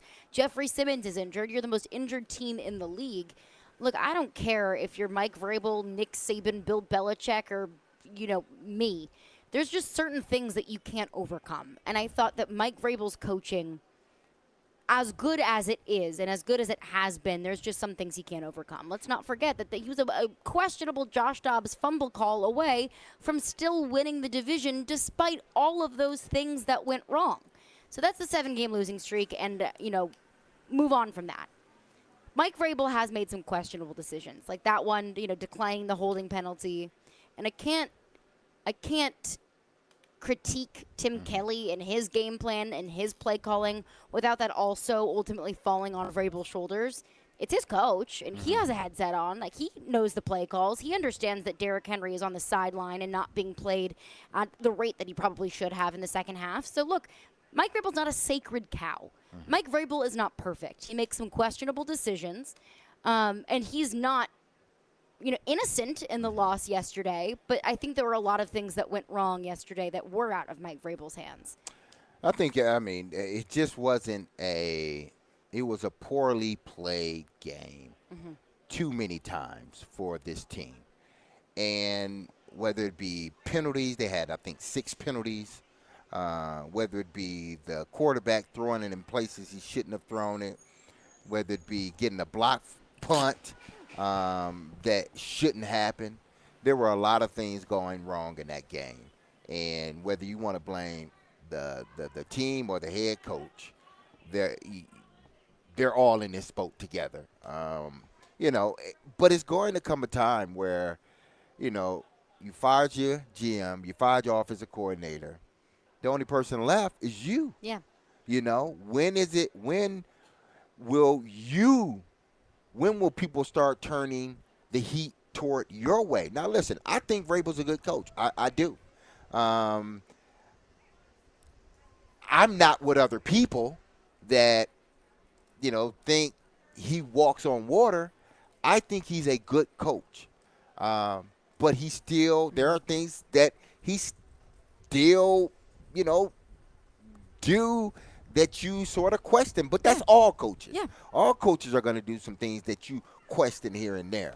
Like Bill Belichick's the greatest coach in the history of the NFL, and he hired a defensive offensive coordinator for a second. And even him even Bill Belichick had an opportunity to kick a field goal, and he chose not to kick it. Yeah. And his team, instead of the last drive of the game, having to go down and just get in position for a field goal, they had to get in position to score a touchdown, and it didn't work. So all coaches are going to sort of make these questionable calls, but it's not an indictment of who they are as a coach. Again, I think Vrabel's a good coach in this league, but when does the heat turn up on him if they continue to play in this manner? Because I do believe they will play a cleaner football game next week, but they're going to have to find a way to score points. It's flat out. They can't score less than 20 points a game. They're not going to get the playoffs doing it that way. Maybe it's just get in the end zone. You got to do something. And this was something that Jared and Joe and I talked about on Jared versus Joe last week. And I will take a page out of the Stillman and Company program's playbook and say we're never going to get anyone in trouble for something that they haven't done yet. But if the Titans have a losing season, miss the playoffs, what will the temperature on Mike Vrabel be? And I think that his seat gets significantly hotter because, like you said, offensive coordinator's gone, GM's gone. You are the only constant.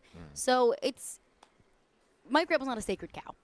No, he's not. And again, I'm not sitting here and I'm not panicking. There's only one game. They got 16 games left. I do believe this team is going to play better next week, but will better equate to a win. But will better equate to if they get down in the red zone, they're scoring. If they get down there 5 times, they're scoring at least 3 times. I don't know, but I think they're going to play better from an offensive standpoint than they played this past game. Because I hope Ryan Tannehill doesn't throw 3 more interceptions next week. But that secondary for the Chargers, I mean, they gave up a lot of points to Miami, but that's Miami. Miami got speed all across the board. Yep. The Titans. Tyreek Hill had himself a day. The Titans don't have no one. They don't have that much speed. They haven't had that much speed in the last 2 years. The speed that Miami has. But again, I think this team will play much better. But what does much better look like? And look, I don't want to ignore the fact that Ryan Tannehill has done a whole lot of good for this football team. And he's won a whole lot of games for this football team. That doesn't all of a sudden just disappear and go away after one bad game in the first week of the season with a new offensive coordinator and a shaky offensive line and building rapport with other receivers. But frankly, he had a bad day. And it doesn't breed a whole lot of confidence as the season moves forward. Right back into your phones coming up next. Caroline, Willy, D-Mase, 102.5, 106.3 The Game.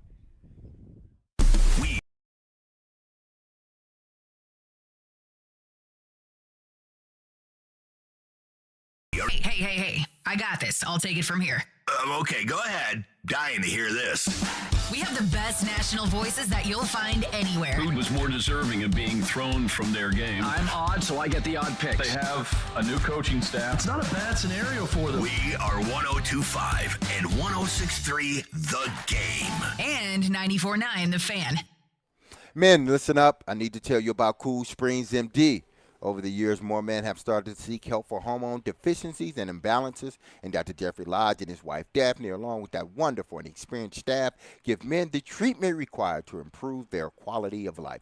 Cool Springs MD services have already helped many men of Brentwood, Nashville, and the surrounding areas in Tennessee with improving their immune systems, energy levels, cognitive functions, and more. They are there to connect you with the medical care you require to have a healthy and enriched life. So there's no better time now to achieve a healthy lifestyle. Men, what are you waiting for? Pick up that damn phone and give Dr. Jeffrey Lodge and Cool Springs MD a call today and make that appointment. I'm commanding you, all right? Do it. Here's the number, 615-486-3458. That's 615-486-3458. Or visit our website at coolspringsmd.com. We got a good thing growing at the Nashville Fair.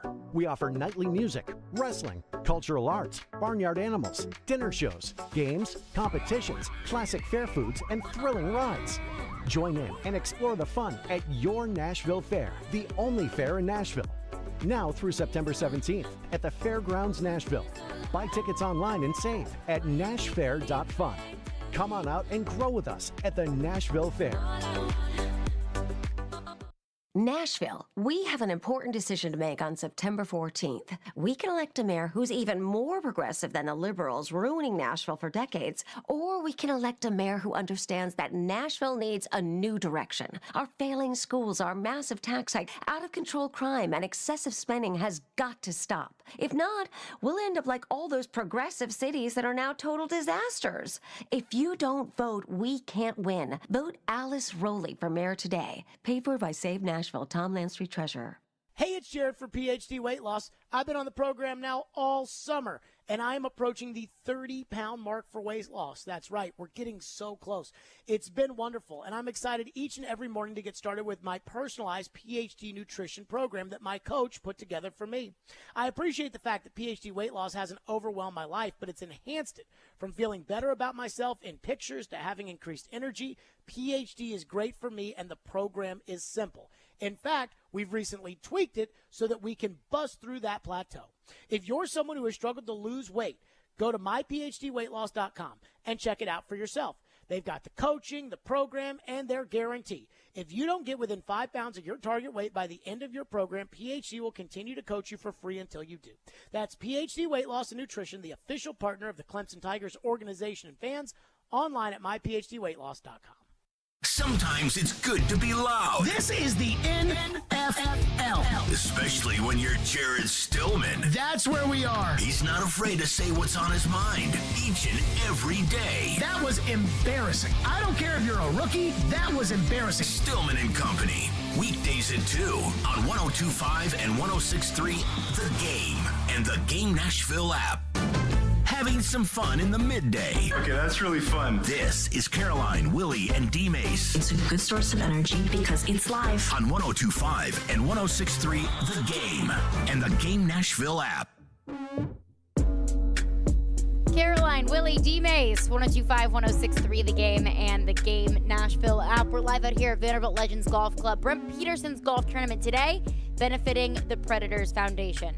But it is a Titans Monday, the first one of the year. I wish this one maybe had a little bit more of a jovial vibe to it, but nope.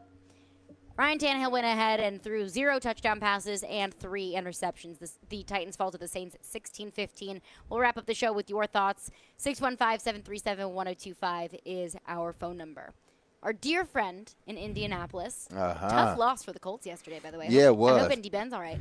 Indy Ben texts in, says, after week 1, Tannehill's probably the worst quarterback in the division. I'm going to stop right there. After week 1, after 1 week, did Ryan Tannehill have the worst performance of all the quarterbacks in the division? Yes. Is Ryan Tannehill the worst quarterback in the division? No. But, continues, says, has Tannehill lost trust in his offensive line and can get Burks consistent separation as a route runner? Fair questions, as this is the offensive line that you have for the season. D-Mase, I want your thoughts on this. Did you think the lack of targets for Treylon Burks was a trust issue between he and Tannehill? No, I can't see that being the case. It's not like this is his first year with the team. Ryan was he was the recipient last year of Ryan Tannehill's passes. So I can't say that Ryan didn't trust him. Again, I think it goes back to, having too much trust in one individual where you neglect everybody else on the offense. I think New Orleans recognized what they were trying to do early on, or at least what Ryan Tannehill was trying to do early on, and who he was trying to give it to. And they knew that D-Hop wasn't going deep, not too many times. And they played, everything with D-Hop was played underneath. They set on just about everything that he was running. Why? Because they know in their mind he doesn't have the foot speed to get down the field. And then, 2, you don't have that long to throw the ball. So you're not going to try to get a guy that doesn't have the foot speed to get down to the field. You're not trying to get him the ball down the field. Now, D-Hop made some tough catches, a few tough catches. He got all open in the zone. But this team can't survive averaging 4.9 yards per pass attempt. They can't. You're not going to win many games like that. You got to find a way to get the ball down the field. Ryan Tannehill, Ryan Tannehill has to find a way. I think it will be different come next Sunday versus the Chargers. I think there's going to be a concerted effort to get Treylon Burks into the game early and often, because he's that guy that's going to open up the secondary. People keep screaming about, it's Derrick Henry that's going to do it. Derrick Henry has been doing this for 5 years, okay? He's not going to see a defense that's different than what he's seen in 5 years. At times they're going to pack it in. At times they're not. Defenses is not going to sit there every play and pack it in 8, 9 in the box. They're not going to do that. They're going to play with you. So we act as if, that all of a sudden now, since D-Hop is here, that, oh my goodness, the passing game is just going to be wide open because we got Derrick Henry. When you had Derrick Henry and A.J. Brown still didn't catch, over 80 receptions. You got to keep this balance, not just with one receiver. They're best when they spread the ball around the field. That's when the Titans are best. When they try to zero in on just one guy all the time, their offense becomes stagnant, and it was stagnant yesterday. And it gave me kind of flashbacks to that Bengals game, the divisional round of the playoffs, for more reasons than one. But one in particular, when I believe it was maybe Eli Apple, whatever, Cincinnati DB it was. He on the sidelines was saying, he's going, I know what he's doing. I saw his eyes. Because Tannehill, that first interception, that first play, that first pass of the game, Ryan Tannehill, his head went up, his eyes locked on Julio Jones, and he went right for him. And the defensive backs read him like a book. I feared that's what went wrong yesterday as well. That the defense just knew exactly what he was doing. That his eyes went up, he zeroed in and locked in on DeAndre Hopkins, and it wasn't all that difficult of a read and a play for the defense to make. No, it wasn't. I mean, listen, and again, I don't want people to think that targeting DeAndre Hopkins is a bad thing. No. But when you go, it seems like when you go outside the offense and you predetermine where you're going to throw the ball, that's where the problem comes. Mm-hmm. You got to allow it to come to you. Allow the defense to allow things to be, don't force it over here because you may have something over here. Mm-hmm. Don't predetermine to your right. There may be something open on your left. When you predetermine to the right, you get so locked in on that guy getting open. That's when that you're going to DeAndre Hopkins, whose back is to you, and you make a stupid decision like that. Yeah, so Ryan's going to have to figure this out.